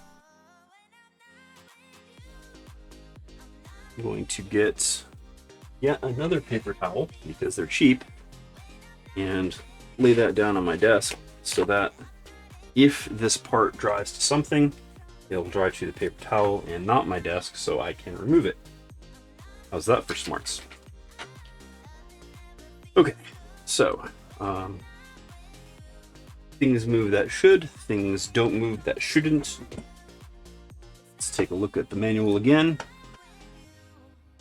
Alright, so there's the bearing and the hex nut. Super glue this hex nut. Do not apply glue to the bearing. Yeah, that would be dumb. I did not apply glue to the bearing, by the way. Alright, and drop the last bearing in that little shaft area of the main body there. So there's the main body. Where is my last bearing? There it is. It's fit here. Now, I'm not pressing down when I do this, but I just drop the bearing in the place where it goes, right? And I'm just gonna prod it so that it's evenly down. Again, not pressing, just trying to get it in the right spot.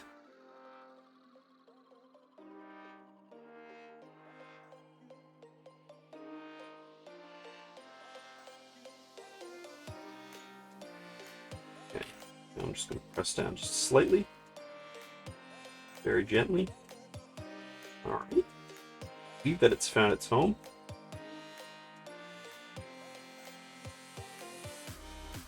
Now,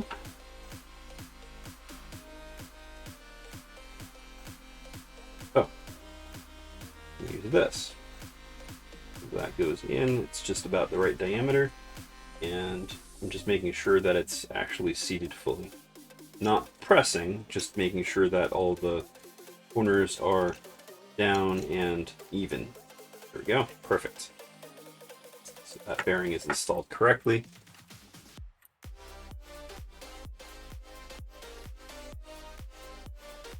And it is supposed to sit proud, by the way, for anyone else who's building a V2. Let's focus. Focus. There we go. Okay, so that bearing sits maybe a millimeter proud, just so you're aware. You'll feel it be even in terms of seating all the way around, and it'll be perfectly fine. But just know that it does sit up a little bit.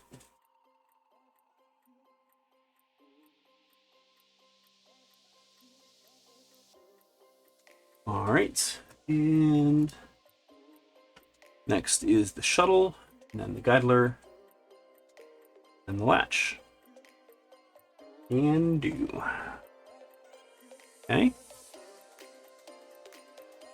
So we grab the shuttle, which is the part with the heat set insert. Where did that go? Oh, it's under the towel here. Okay, so there's the guidler with the heat set insert.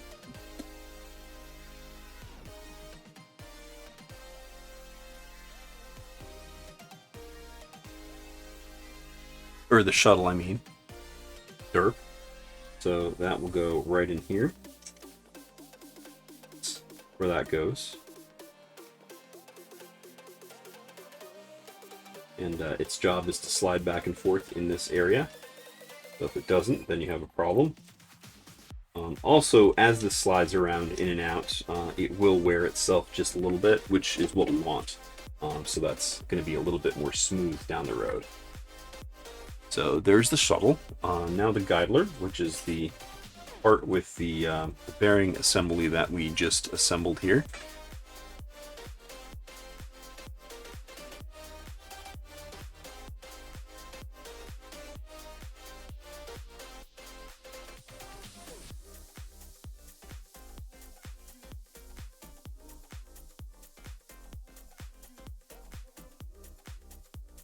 goes in like this. Whoa!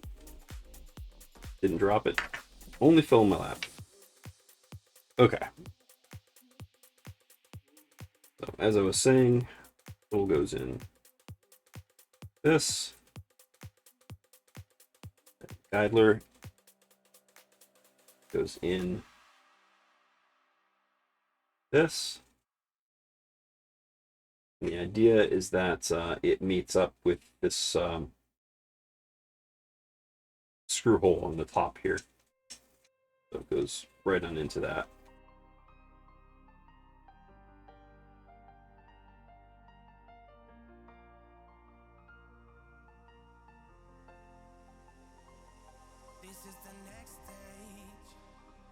I'm just looking at the manual for reference. I'm pretty familiar with these, but sometimes it's a little different. Now this little top latch piece fits right in there. It goes right on top. So that's the general assembly for getting things in and out. Now if I pop this, this is the latch, it moves this whole assembly back or engages it fully. That's exactly what we want. And those parts are fitting together just so. Everything seems to be good with them.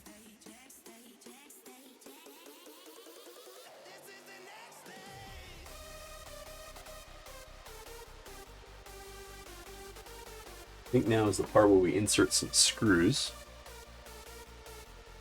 Yep. Okay, so the mid body and then some screws. How's that mid body coming? Oh, it looks like it just completed, actually. So if we take a look at the V2, there's our mid body. Everything looks pretty good with it from here. Hard to tell super well where things worked out, but I can tell it just finished because the extruder temp is still about 100 degrees. So it must have finished maybe a minute or two ago. I'm going to wait for the heater bed to come down to around 60 degrees or so before I pull that off. So it is going to be another couple minutes, but I want to make sure that things don't curl up on me. And consistent chamber temperatures and consistent bed temperatures with everything coming down together certainly helps the lack of curling. Also, PEI will start to release ABS around 50 or so degrees, so things will pop free easier.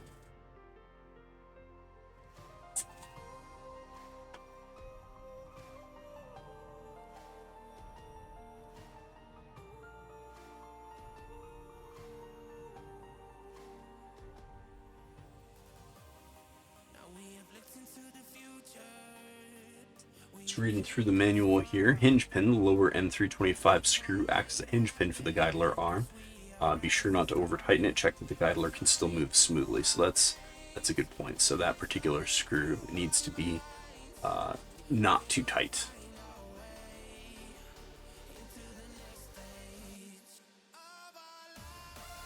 Alright, so I'm going to skip these parts so far.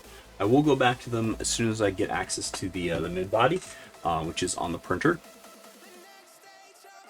So we'll figure that out in a minute. So the print head here. So this is the drive gear.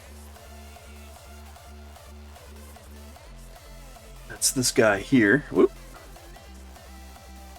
Wrong scene. Professional streamer. Alright, so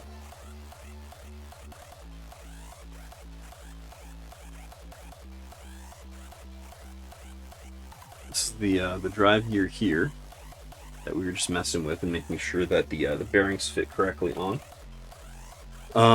So this is going to have this fitted to it. This is the driven gear for the filaments path.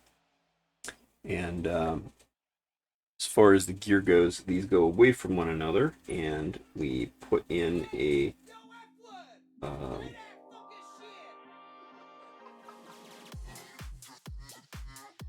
screw, a grub screw. Wow.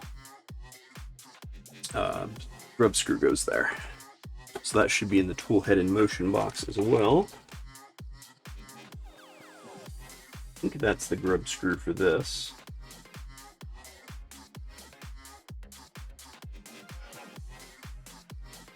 Let's go ahead and partially tighten that. Do I have more than one of those? No, it's just one grub screw.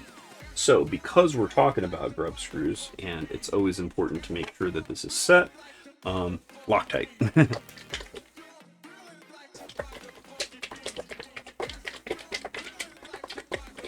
Anytime there's a grub screw or metal and metal screw, I try to do a little Loctite. Let's go ahead and open up this grub screw bag. And just so I can see it, I'm going to drop it on the paper towel there.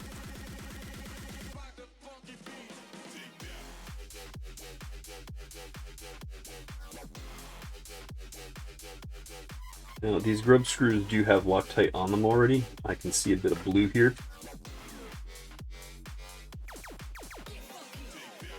Hope the camera is picking that up. Probably not. Maybe. You can see kind of a little bit of blue. So yeah, we'll go ahead and Loctite that and get that set up. Let's see if this is the appropriate screwdriver head for this. Possible. Oh, just a bit too small, so let's go ahead and swap that out.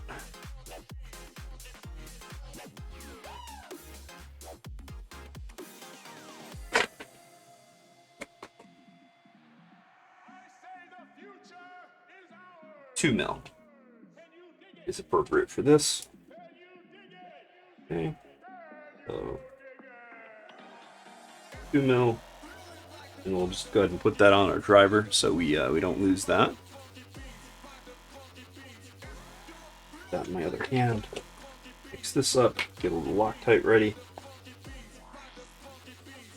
and that will do you with this stuff. So one little drop on the end there is all we need. And we'll go ahead and line this up where the whole flat part of the shaft is. Go ahead and install the grub screw. Now, I'm doing this super lightly.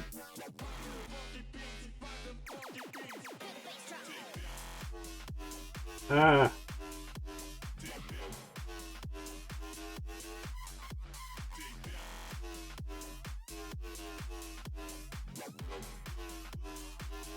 This grub screw is not the right size. It is too large. I'm going to wipe off the Loctite that I put on here a minute ago. Set that aside to dry. I'll wipe off the parts. I managed to get Loctite on them. And I don't want that stuff in my filament path either. Or on the gear, really.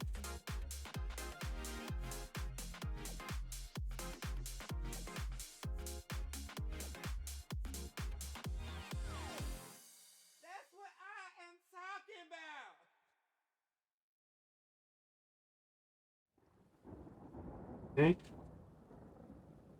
I got that all wiped down. And I will find a smaller grub screw. I do see some smaller grub screws, but they look too small for this. Before I put Loctite on them, I'm just going to try it. See if they're the appropriate size. This will need a different size driver though, probably the one I was using before.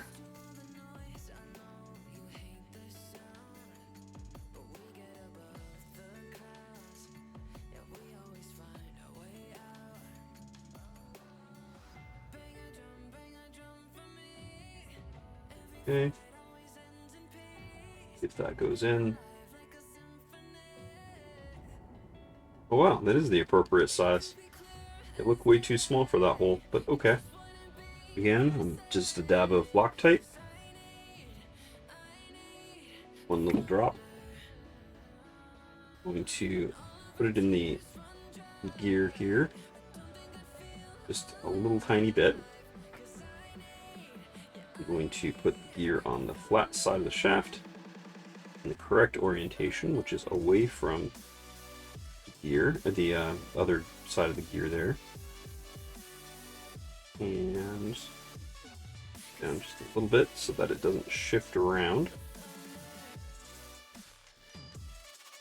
Okay, so it's definitely not all the way down, but it doesn't shift very much. So it's right on the flat part of the shaft.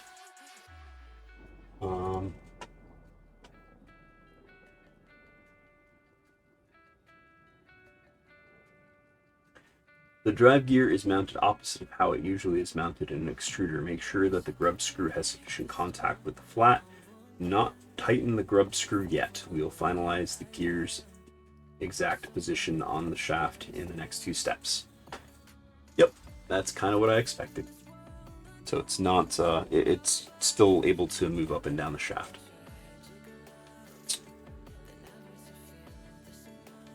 And then we put that in the mid plane. All right, so if you can hang on for just a couple of seconds, I'm going to go ahead and grab the mid body off the printer there, and we'll see what we can do with it. Just a moment.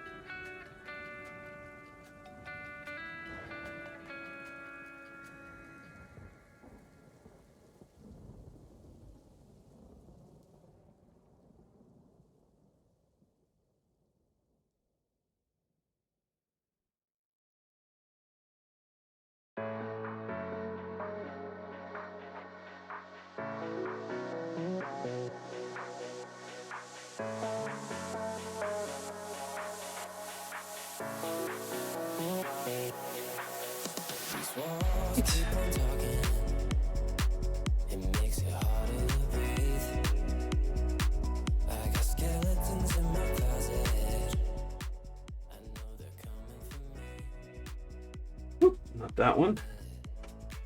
There we go. So I grabbed the newly minted, printed a little high, but it's fine. Touch string. Just checking the quality of the print here. Overall, it looks pretty nice.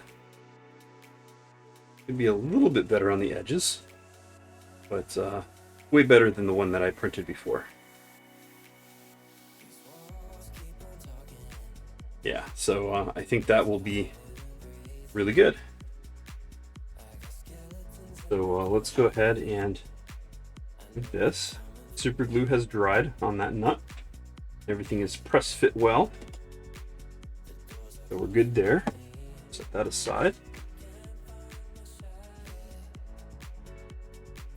All right, so here's that. We've got the guidler. We've got the shuttle. As the mid plane is off, I can just sort of drop that in. Oop, upside down. We've got the latch.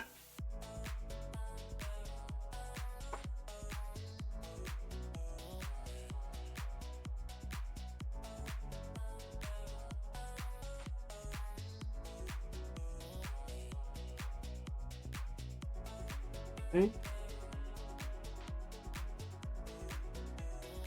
And then, whoop.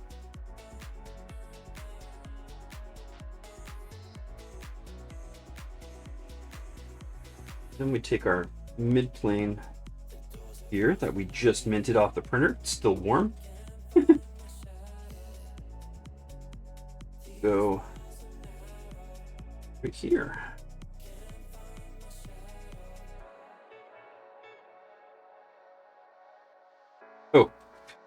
course, we need to put our heat sets in that first.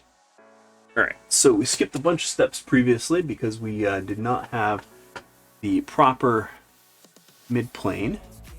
So let's scroll all the way up to that section. There's the mid-plane. There we go. Alright, so yeah, we missed a few heat sets that we certainly need to install. So I have my soldering iron heating up here. Switch on over to that. And focus. There we go. That's a little better.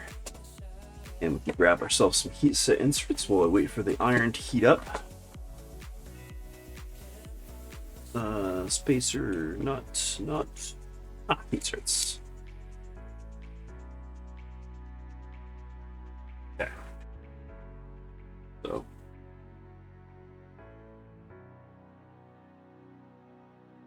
put this back here. M4 set screw. Put that back in the motion box. I'm going to grab other set screws. These are M3x2. That back in the bag and put that back in the box. I'll just keep going out of focus. That's super annoying. Okay. So we'll set this aside. Don't want to solder in your paper towel. That sounds like a bad idea. Desk surface is way better for that. And we'll go ahead and drop in our heat certs.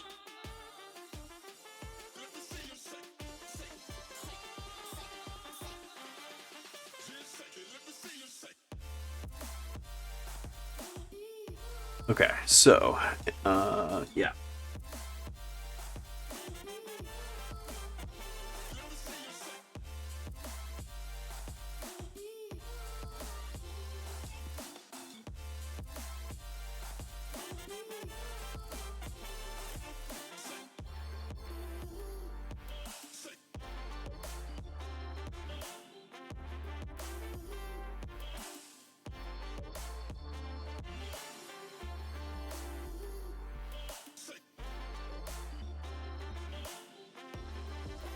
Great.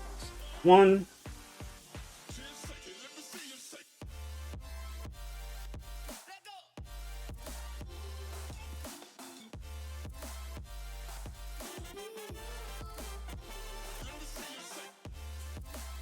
This corner here, try not to melt the outside of the plastic part while I'm inserting these.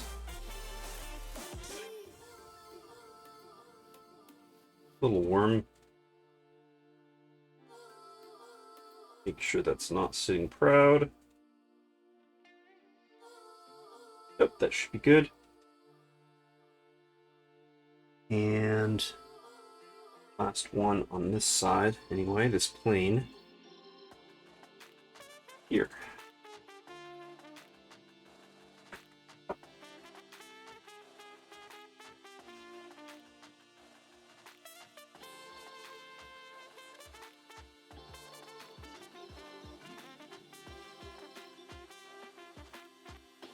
Great. All right, and then there's two on the bottom. Ah.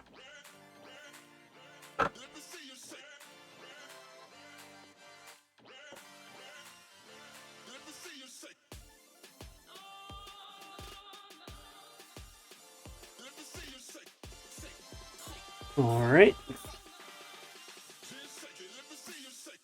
One here.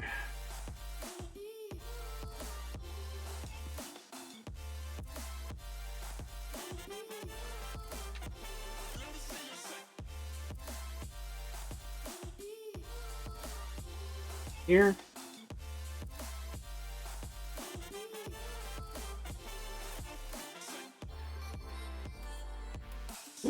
That's sitting way too proud.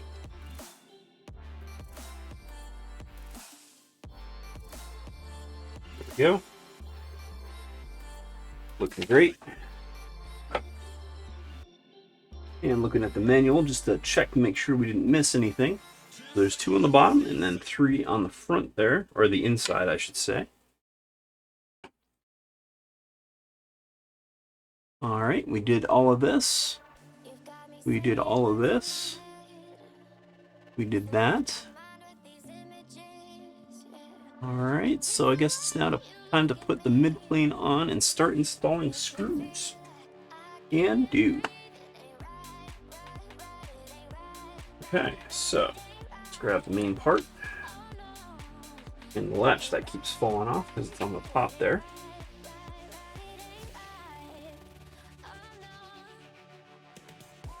Okay, and slap on the main part of this.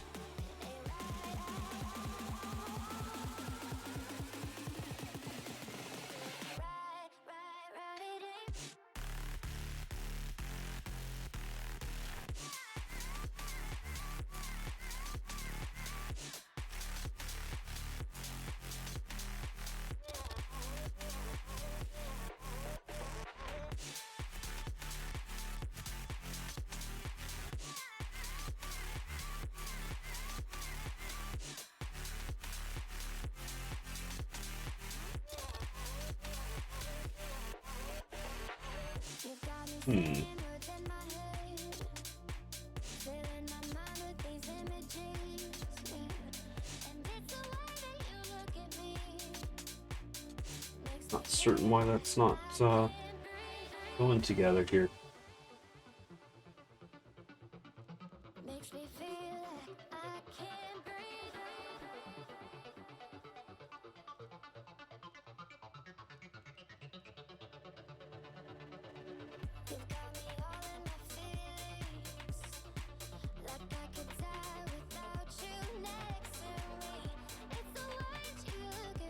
Oh, have it on backwards.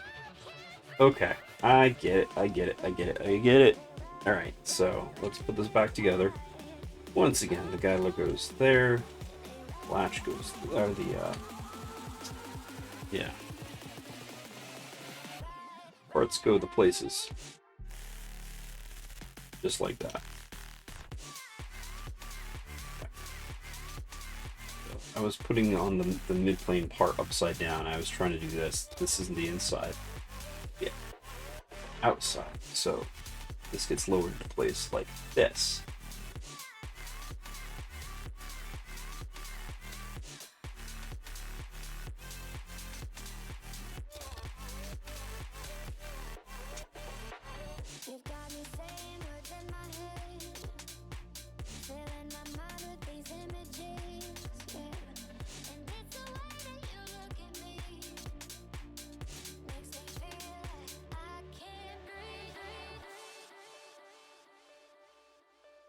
All right. It's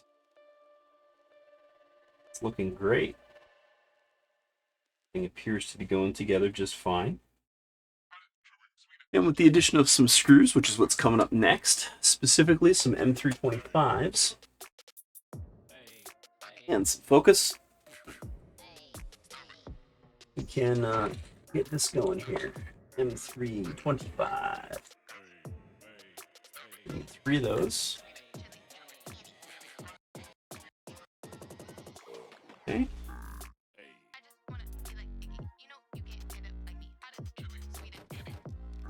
Switch out my bit here. Need a 2mm. These M3 bolts. Okay, so got these top 2 sinkholes.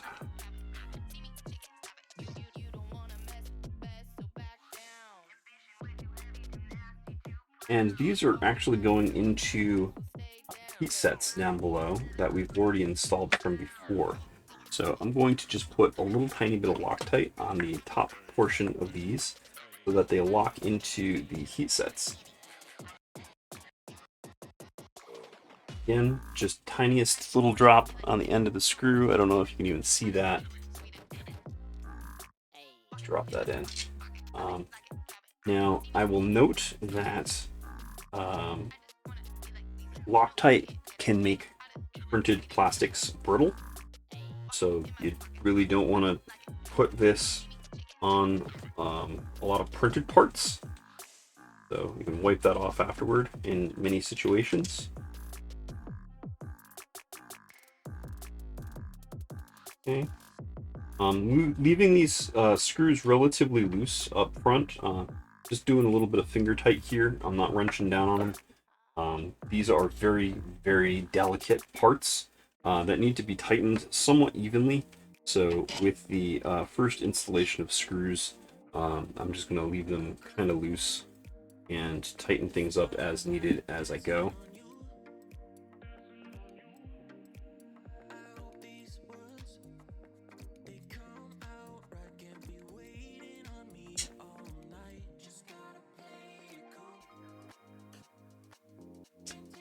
Okay. And this third one is the hinge pin. This is going to go down in here, in this screw hole here, and it's necessary that we leave that relatively loose in order to secure the guide lug here, but allow it to move freely. I am not going to use Loctite on this screw because it does need to move.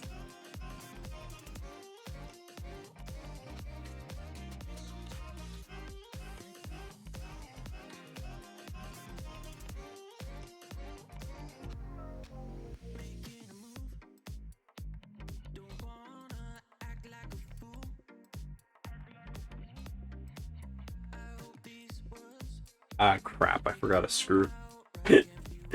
So is the way. Alright, so just remembered. Scrolling back up.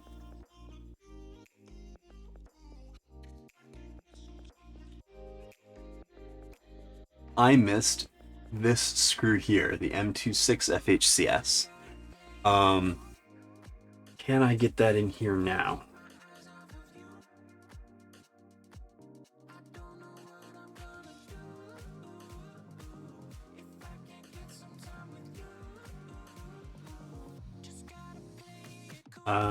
Yes, sort of, maybe.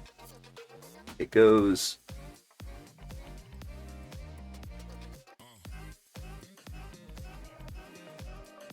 there we go. It goes down in here into that hole.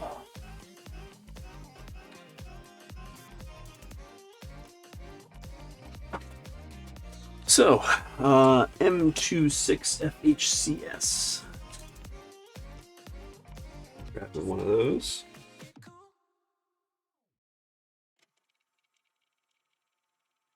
This is a round Allen key bit.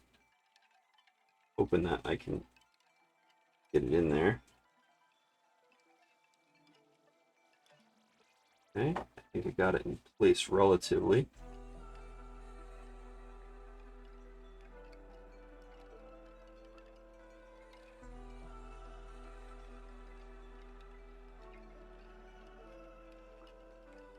Having difficulties getting that positioned just right. I think I got it.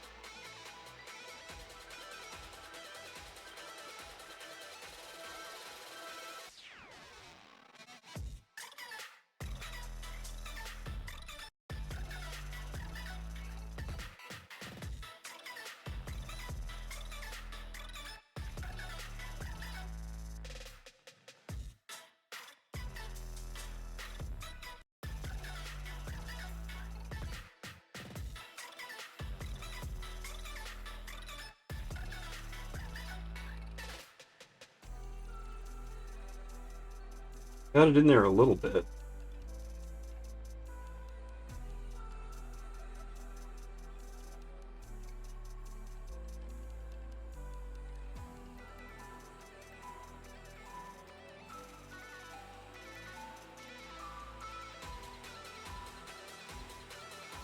Sorry, I'm not doing this on camera. I'm just trying to judge the depth of the screw.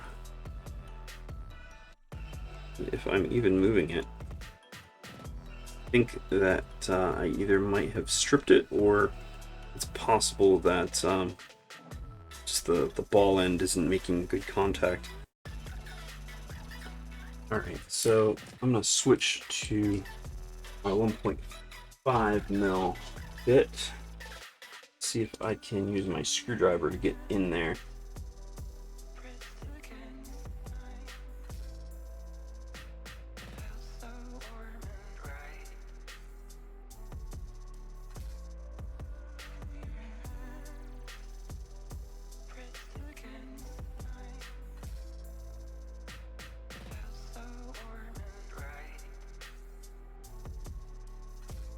All wrong. Okay. Switch back to my 2 mil. I'm gonna remove the mid plane. Just what I should have done from the beginning.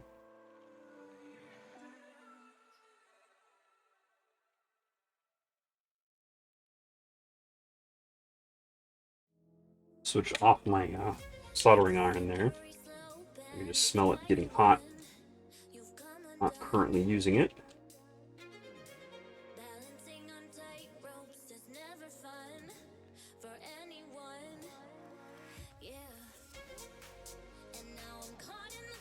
Okay. So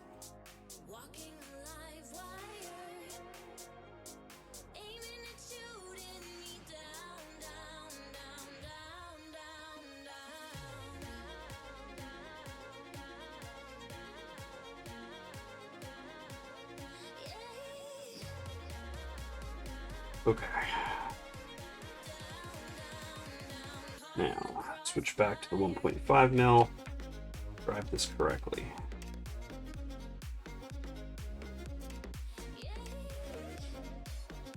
Oop. Put the 2 right back on there.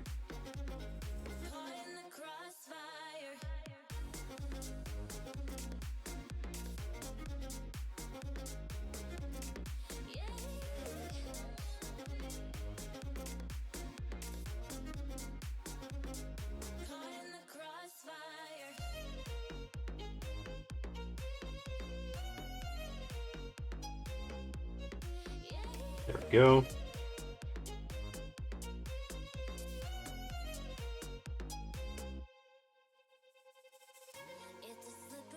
That should be good there. Now I can put this back. Everything is in position. Make sure that clicks down. Let's go ahead and reinstall these screws. I'm going to, again, grab a paper towel and sort of dab out the Loctite that ended up getting into these screw holes. That was not what I had intended. But it ended up getting some in the plastic part, which is not what I want. I'm just trying to remove as much of it as possible so as to not end up with fractured holes later.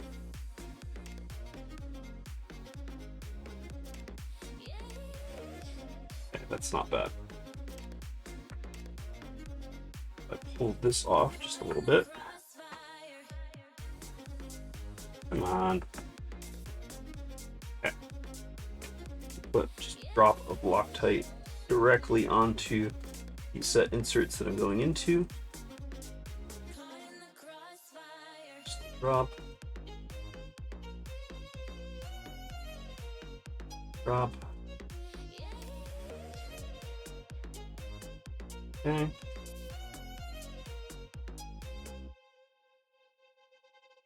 But not on that one because it's a pin.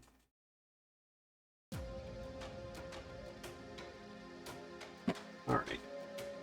Now, dab at my application here, make sure it doesn't get on any of the printed areas of the parts. Okay.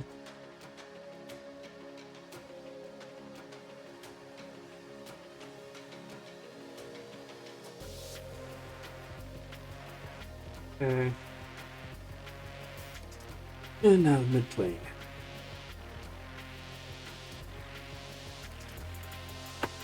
And that'll fix in place.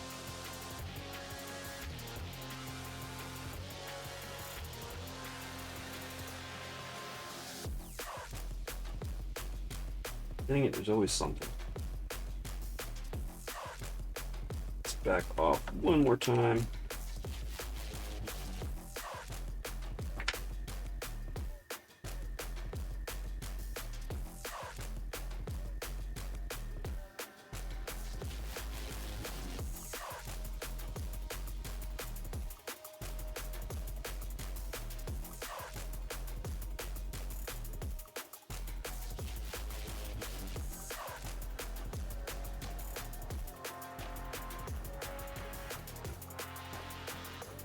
Okay.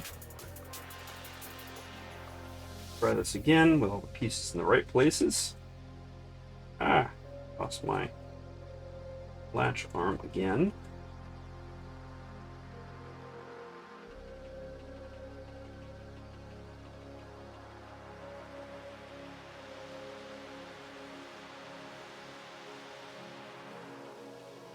Okay.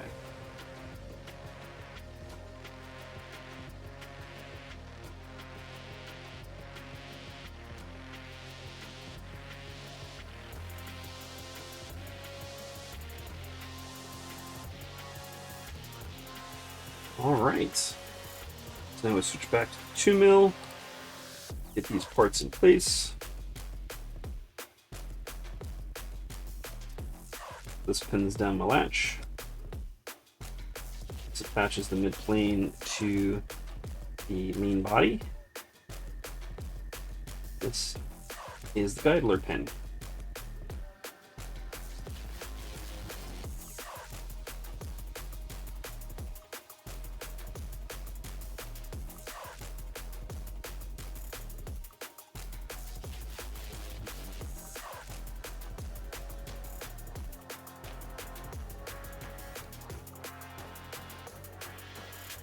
And now the guidler doesn't move.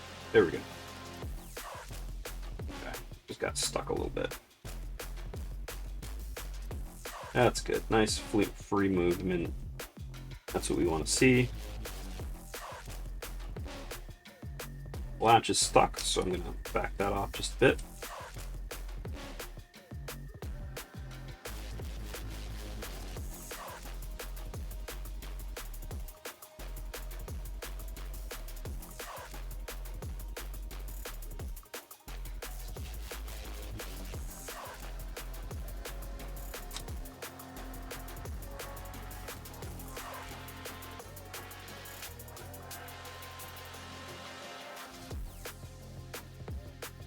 Now, these latches are usually pretty... I'm sorry, here I am going on. So, just put the screws back in the mid plane, so this is where things are going to belong. Yes, the pieces fit together. Sometimes too well. These latches are often temperamental. I had this problem with my V2 as well. Well, I wouldn't call it a problem, but when they're brand new, they need some wear in them in order to fit together just so. So right now, these are kind of tough to actuate. Just lifting up here takes a whole lot of motion. So just latching and unlatching over and over again a little bit, or using the extruder properly, will make it so that this is a lot easier to move. So right now they're very snappy. Everything fits together just so, and that's great. But it can be a little difficult to actuate at first, but it'll sort itself out, especially after repeated movement. So this is the latch, and there we go. And the latch pushes the guidler out, and then when you latch it, it latches it back together.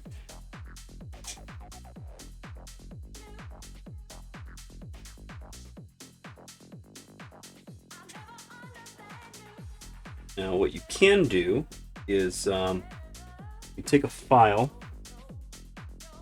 like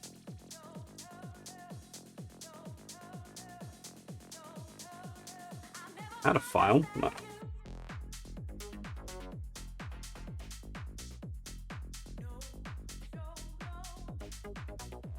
there we go. So you can take a file. This is a round file. I usually go with square file, but that one's MIA currently. Oh, there it is. There we go, triangular file. And you can basically just take down the layer lines on the latch just a little bit. You don't want to go too far with this. It should snap together, but I'm just gently bringing this down just until it's smooth. You don't want to remove much material at all, just until the layer lines disappear. And that'll help it actuate just a little bit better. Ow. If it still hurts to use, then you can bring it down just a little more.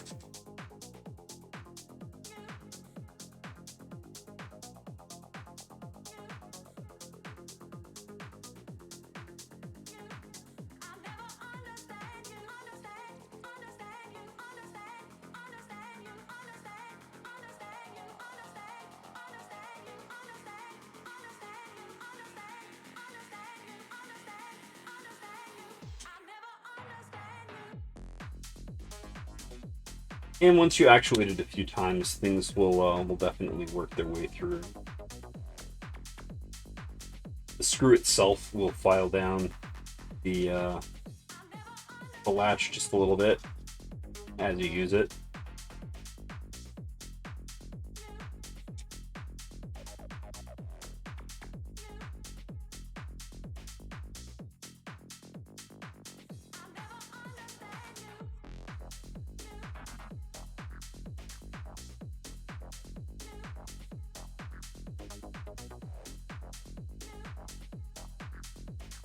There may have been some minor over extrusion on my top layer.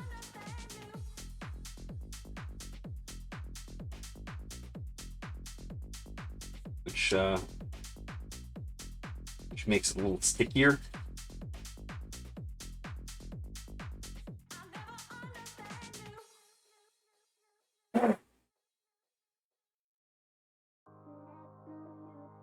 That's already a lot easier to use. Yeah. So, minor modifications just for the last little bit of fit and finish. Mom says snappy. Yeah, indeed. So, that's the long and short of the extruder here. The last little bits here are the gear here, which we need to get aligned.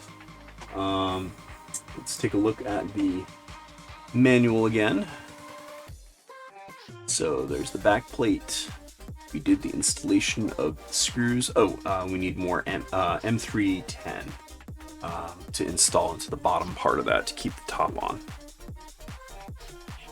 So M3.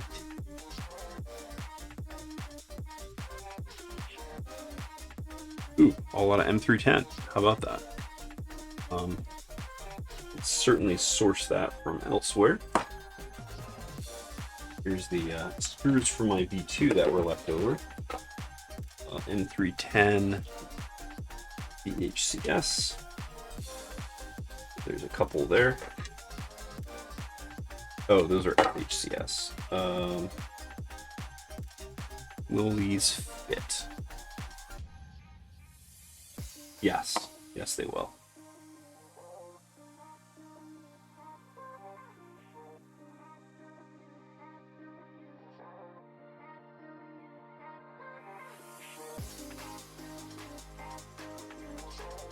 I need a bigger screw bit for these button head cap screws, or socket head cap screws. But these go down in here. Ooh, I might need to use an Allen key. Can't get around that. Okay. Do I have a big enough Allen key for that? I should. I got all size Allen keys. I think that should be this one. Oh, that's too big.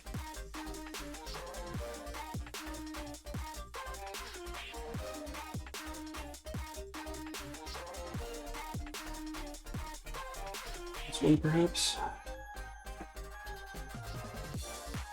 Yep, that's it.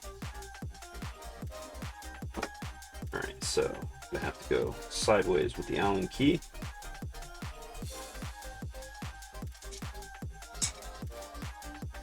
Alright. Okay.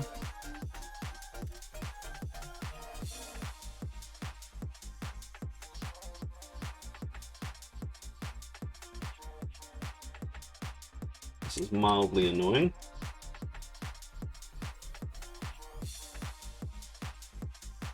Oh, I know what I can do. A little bit of a cheat code. Ah, it's not here. Meh. The screwdriver set has a bit of a snake thing that you can use. Not sure where it went though.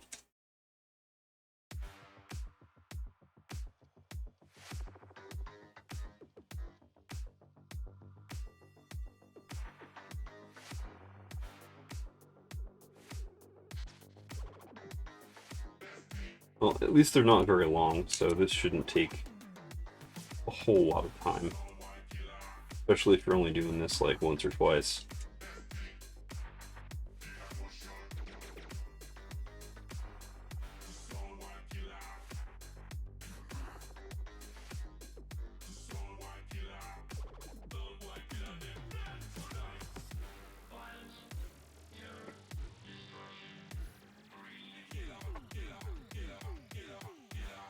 So I basically have to use an Allen key to get down in there.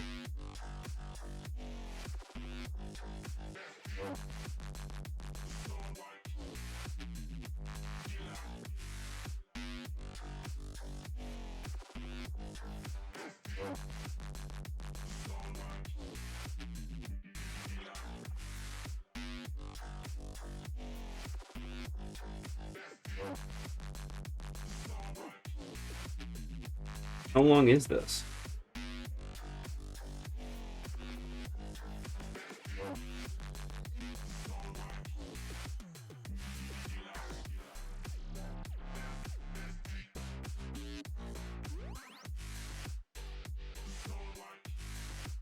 Oh, I can feel it starting to tighten up a little bit. Come on.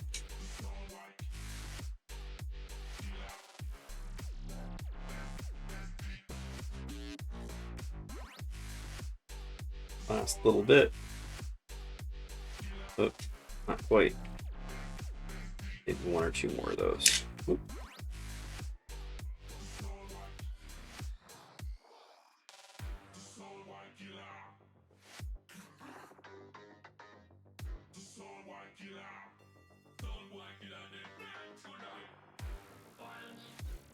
That's pretty good. All right, now this other one, do the same thing.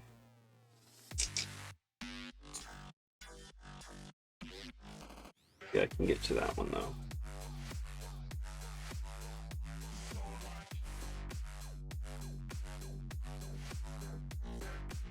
Nope. Dang it.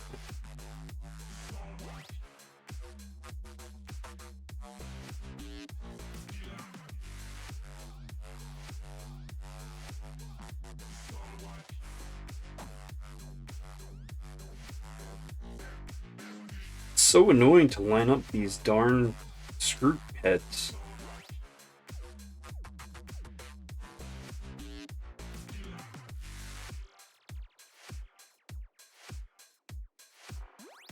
Especially only for like quarter turns.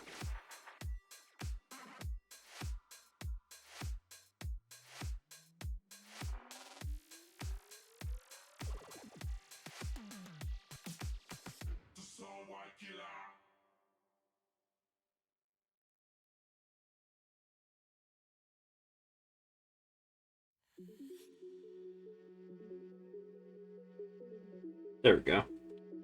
Cool. Awesome.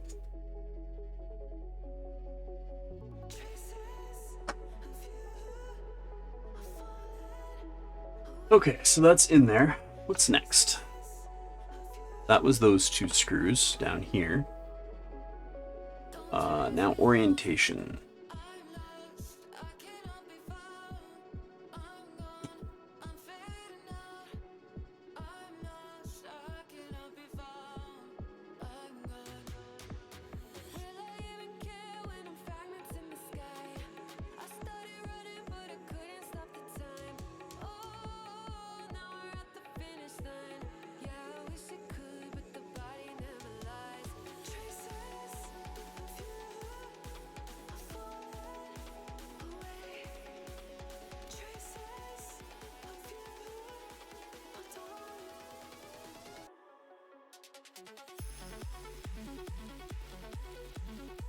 Okay, so that's where we align the drive gear. Okay. All right, so backing up here, we drop in the drive gear, and then we start buttoning up the back panel. M3x6, M3x10, M3x6. All right, so two M3x6 and an M3x10. Two M3x6, one M3x10.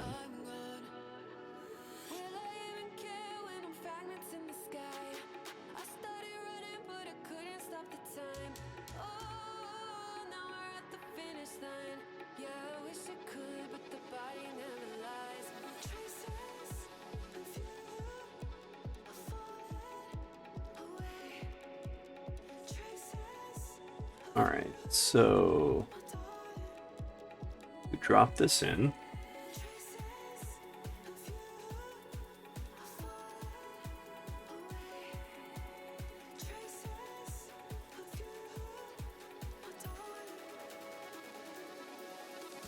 Seats right into the bearing. Oh.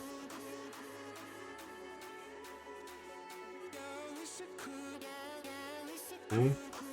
This goes right on top of it, and that should seat right into the bearing as well.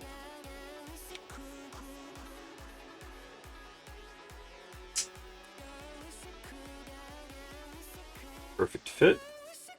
Everything has very tight, snappy tolerances on this project. I like that.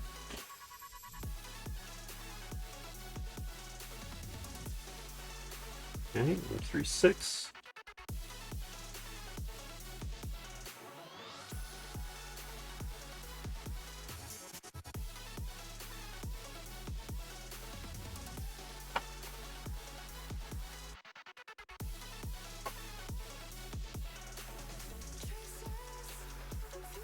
So we put in the drive gear here, and it snapped into position. The back panel just snapped on.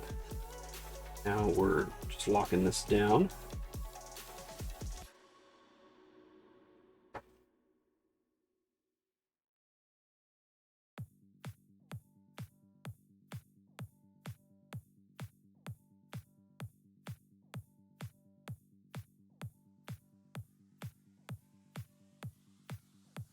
Oh, okay, so that's a minor print error. There's just a bit of plastic in the way that needs to be shoved through. No harm done.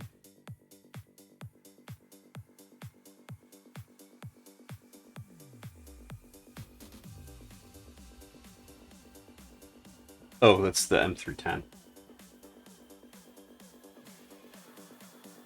That's why it doesn't go all the way through. So let's back that out. Put that in there where that belongs.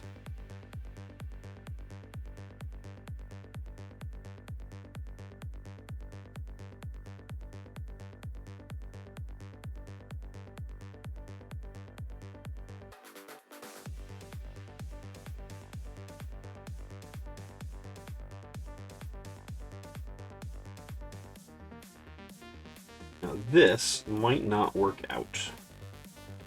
We actually have to find a M310 button head screw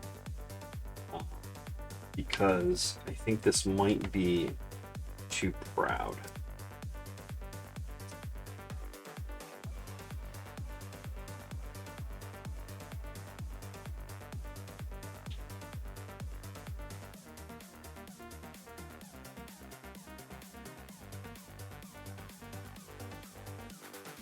Doesn't appear to be going into any sort of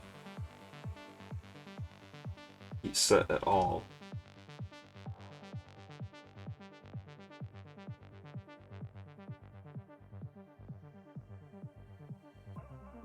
There is one down there.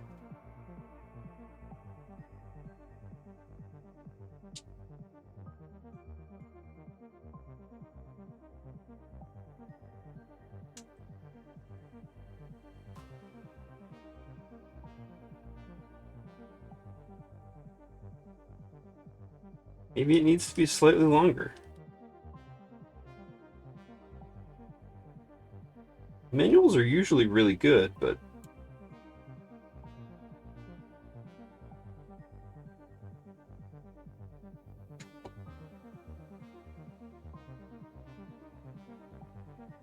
I believe this is an M312.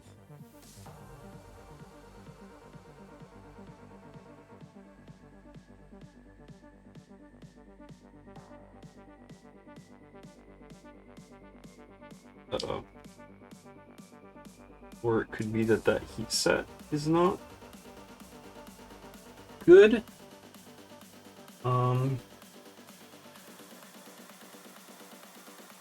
That would suck. Let me get a longer screw and make sure that that heat set actually works. Okay, it does. This is an M320.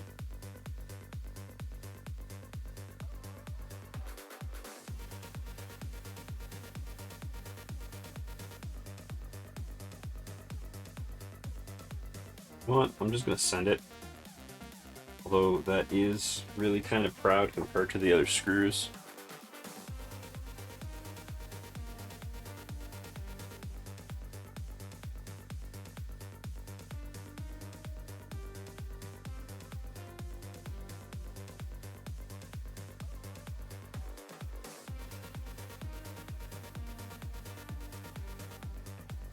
But I might have an M320 BHCS.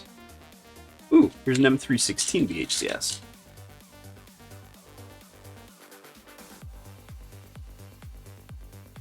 That might actually fit better. And it's a BHCS, a button head cap screw.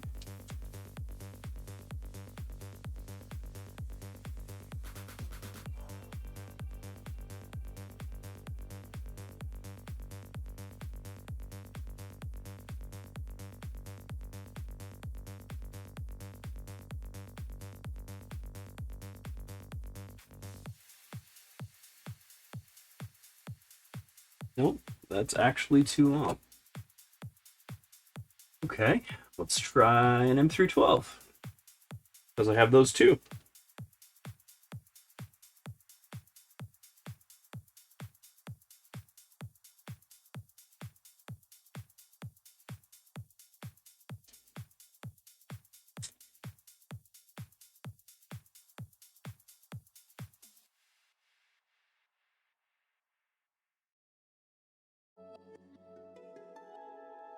And that fits just right.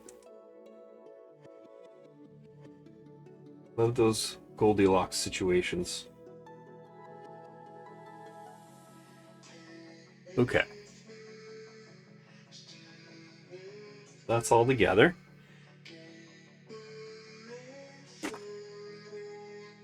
What's next? Next, 50-tooth gear spacing. For the next few steps, we need to ensure that the 50-tooth gear is not rubbing on any of the plastic parts. It should be generally centered in its available space between the mid-body and the motor plate as shown below. Make sure your guidler door is open so that you can freely adjust the position of the 50-tooth gear. All right. So what that means is, so if we open up Guidler and we spin the tooth gear, I don't know if you can actually see inside there a little bit. Trying to spin this until I can see the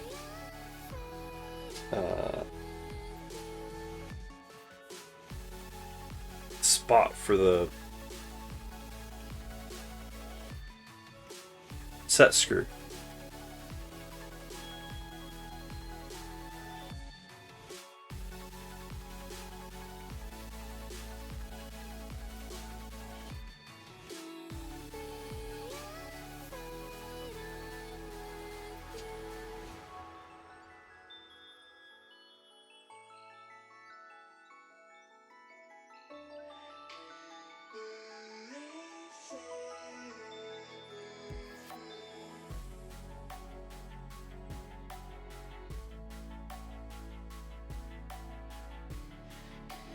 While the 52th gear is centered, open the guide alert and loosen the grub screw on the BMG drive gear with a small Allen key, then adjust the position left to right so that the filament path is aligned with the gear teeth.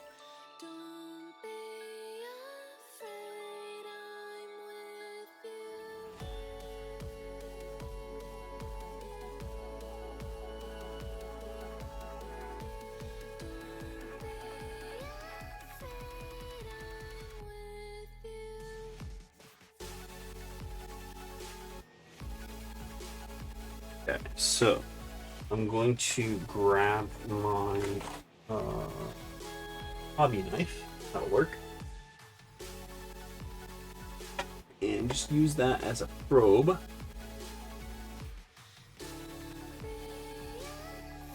Hello, hello! Welcome, welcome.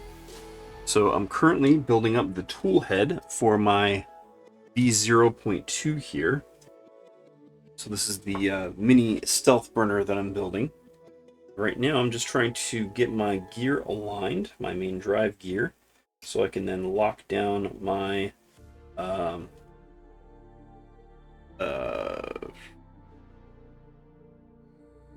set screw. Wow.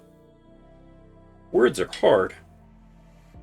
So I'm just trying to get this centered in the space here. There we go.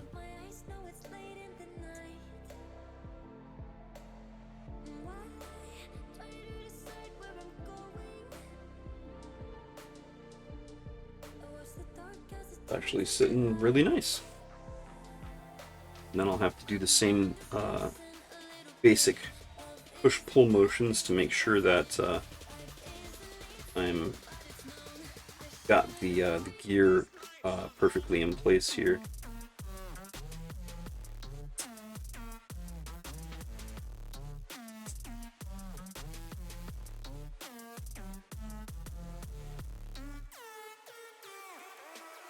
So I'm going to need a piece of filament just to put through this. And I usually have several around, but none within arm's reach, it seems. Let's grab some from over here.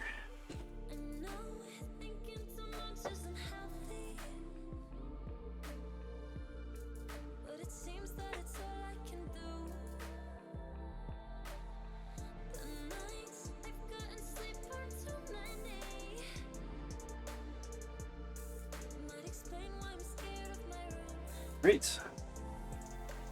Just grab a small length of filament here.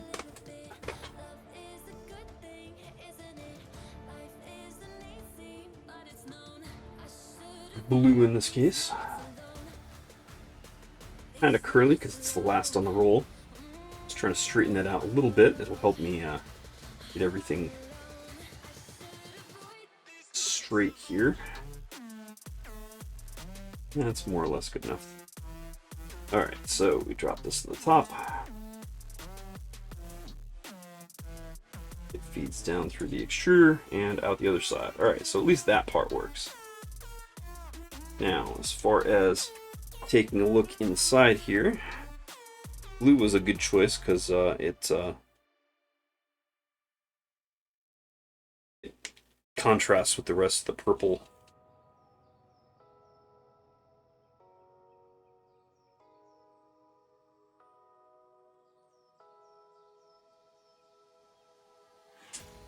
Time will only tell if you'll be on Well, it definitely works. That was just to get everything lined up. And now that things are lined up, turn to my grub screw. I don't know if you can actually see that down in there. The lighting is not so great. Neither is the camera setup here. So if you can see down in there to the metal bits, you can actually see the grub screw. If I can get that just right. And then hopefully I'll be able to stick this in here. I think this is the right size. Lock that in place.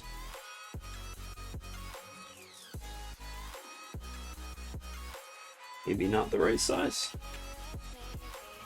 Get my whole screwdriver in there. I think it's this 1.5.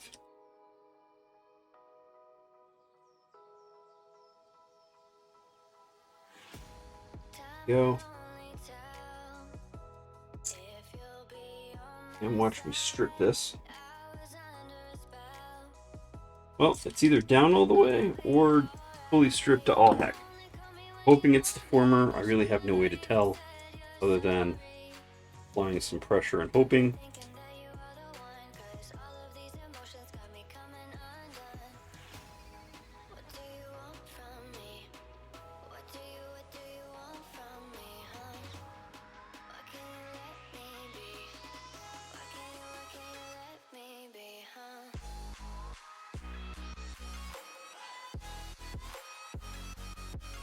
Now I hear noise, but I think that it's just the filament. I don't hear the noise from the rest of the system.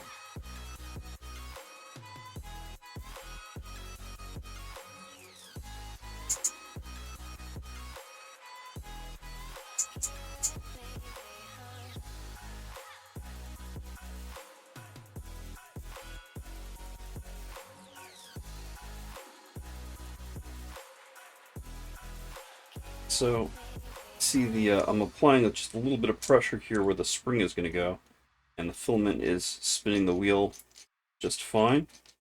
There's some rubbing noise, but I think it's the filament down here, so I'm going to hold that away and draw it through.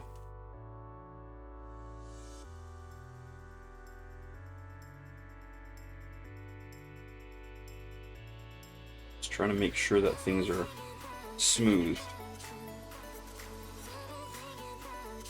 Nothing is rubbing on anything else through the gear system. I think that's it. I think I nailed it. So that's the long and short of that. And here I'm guessing are the motor mounts, which I think that's the next part we'll get to. Either that or, oh yeah, it has to be the motor mounts. So let's come on in here. Let's go to the next step. We did our drive gear alignment.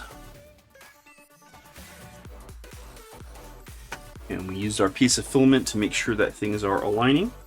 And I'm going to visually inspect just one last time.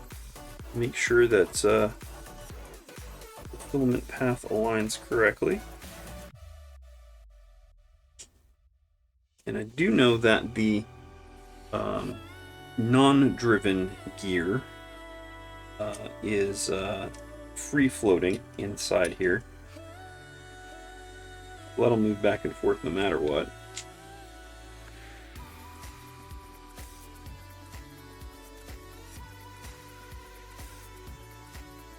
That'll conform to a filament.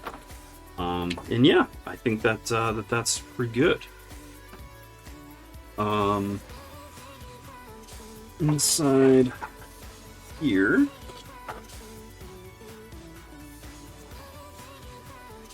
okay, so this is our thumb screw assembly.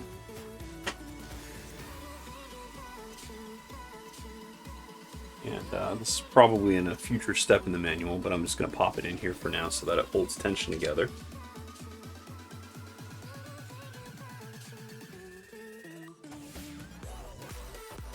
Oh, it's already pre-built. It's got the, oh, is it captive? Oh, that would be brilliant. Love the idea of a captive setup here.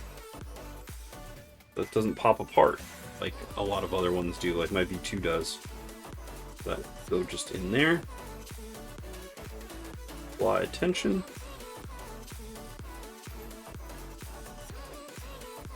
Hello?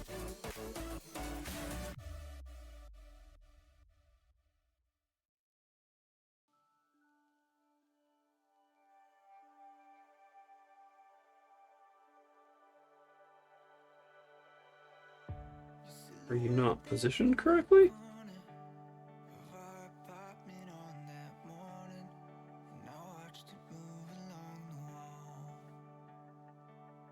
Hmm.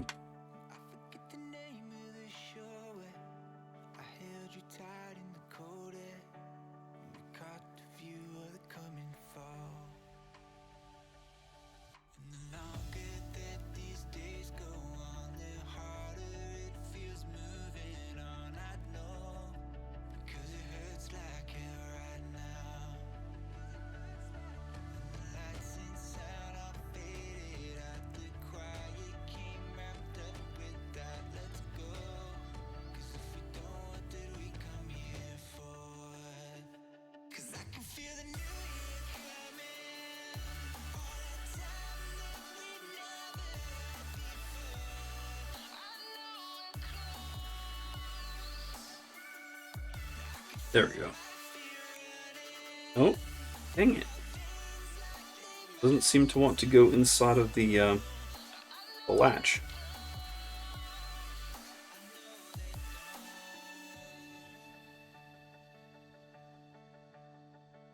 Oh, because it barely wants to go through the idler arm. It is too short.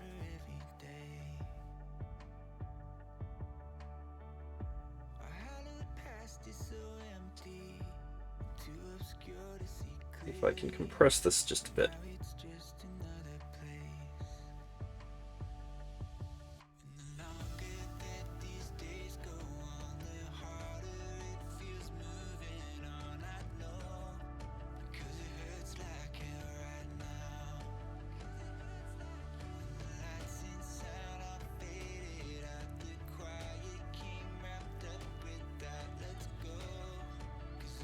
There we go. Oh.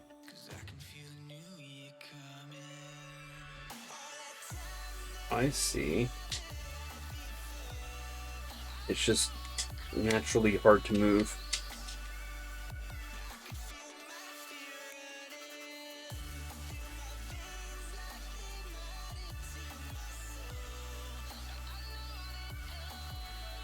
I'm going to try to give that just a little bit of a file. It's getting caught on the top of the screw.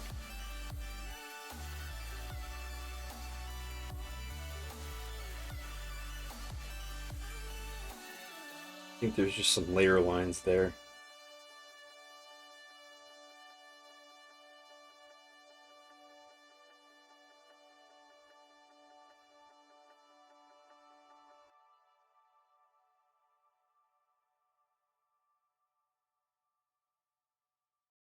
I'm facing back to front, over my shoulder at the sun, and it's an open door, and I've my line of sight once more. That's a little better.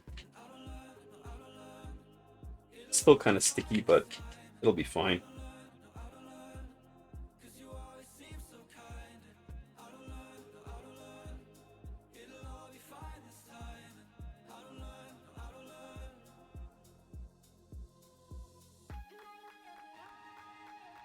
Cool.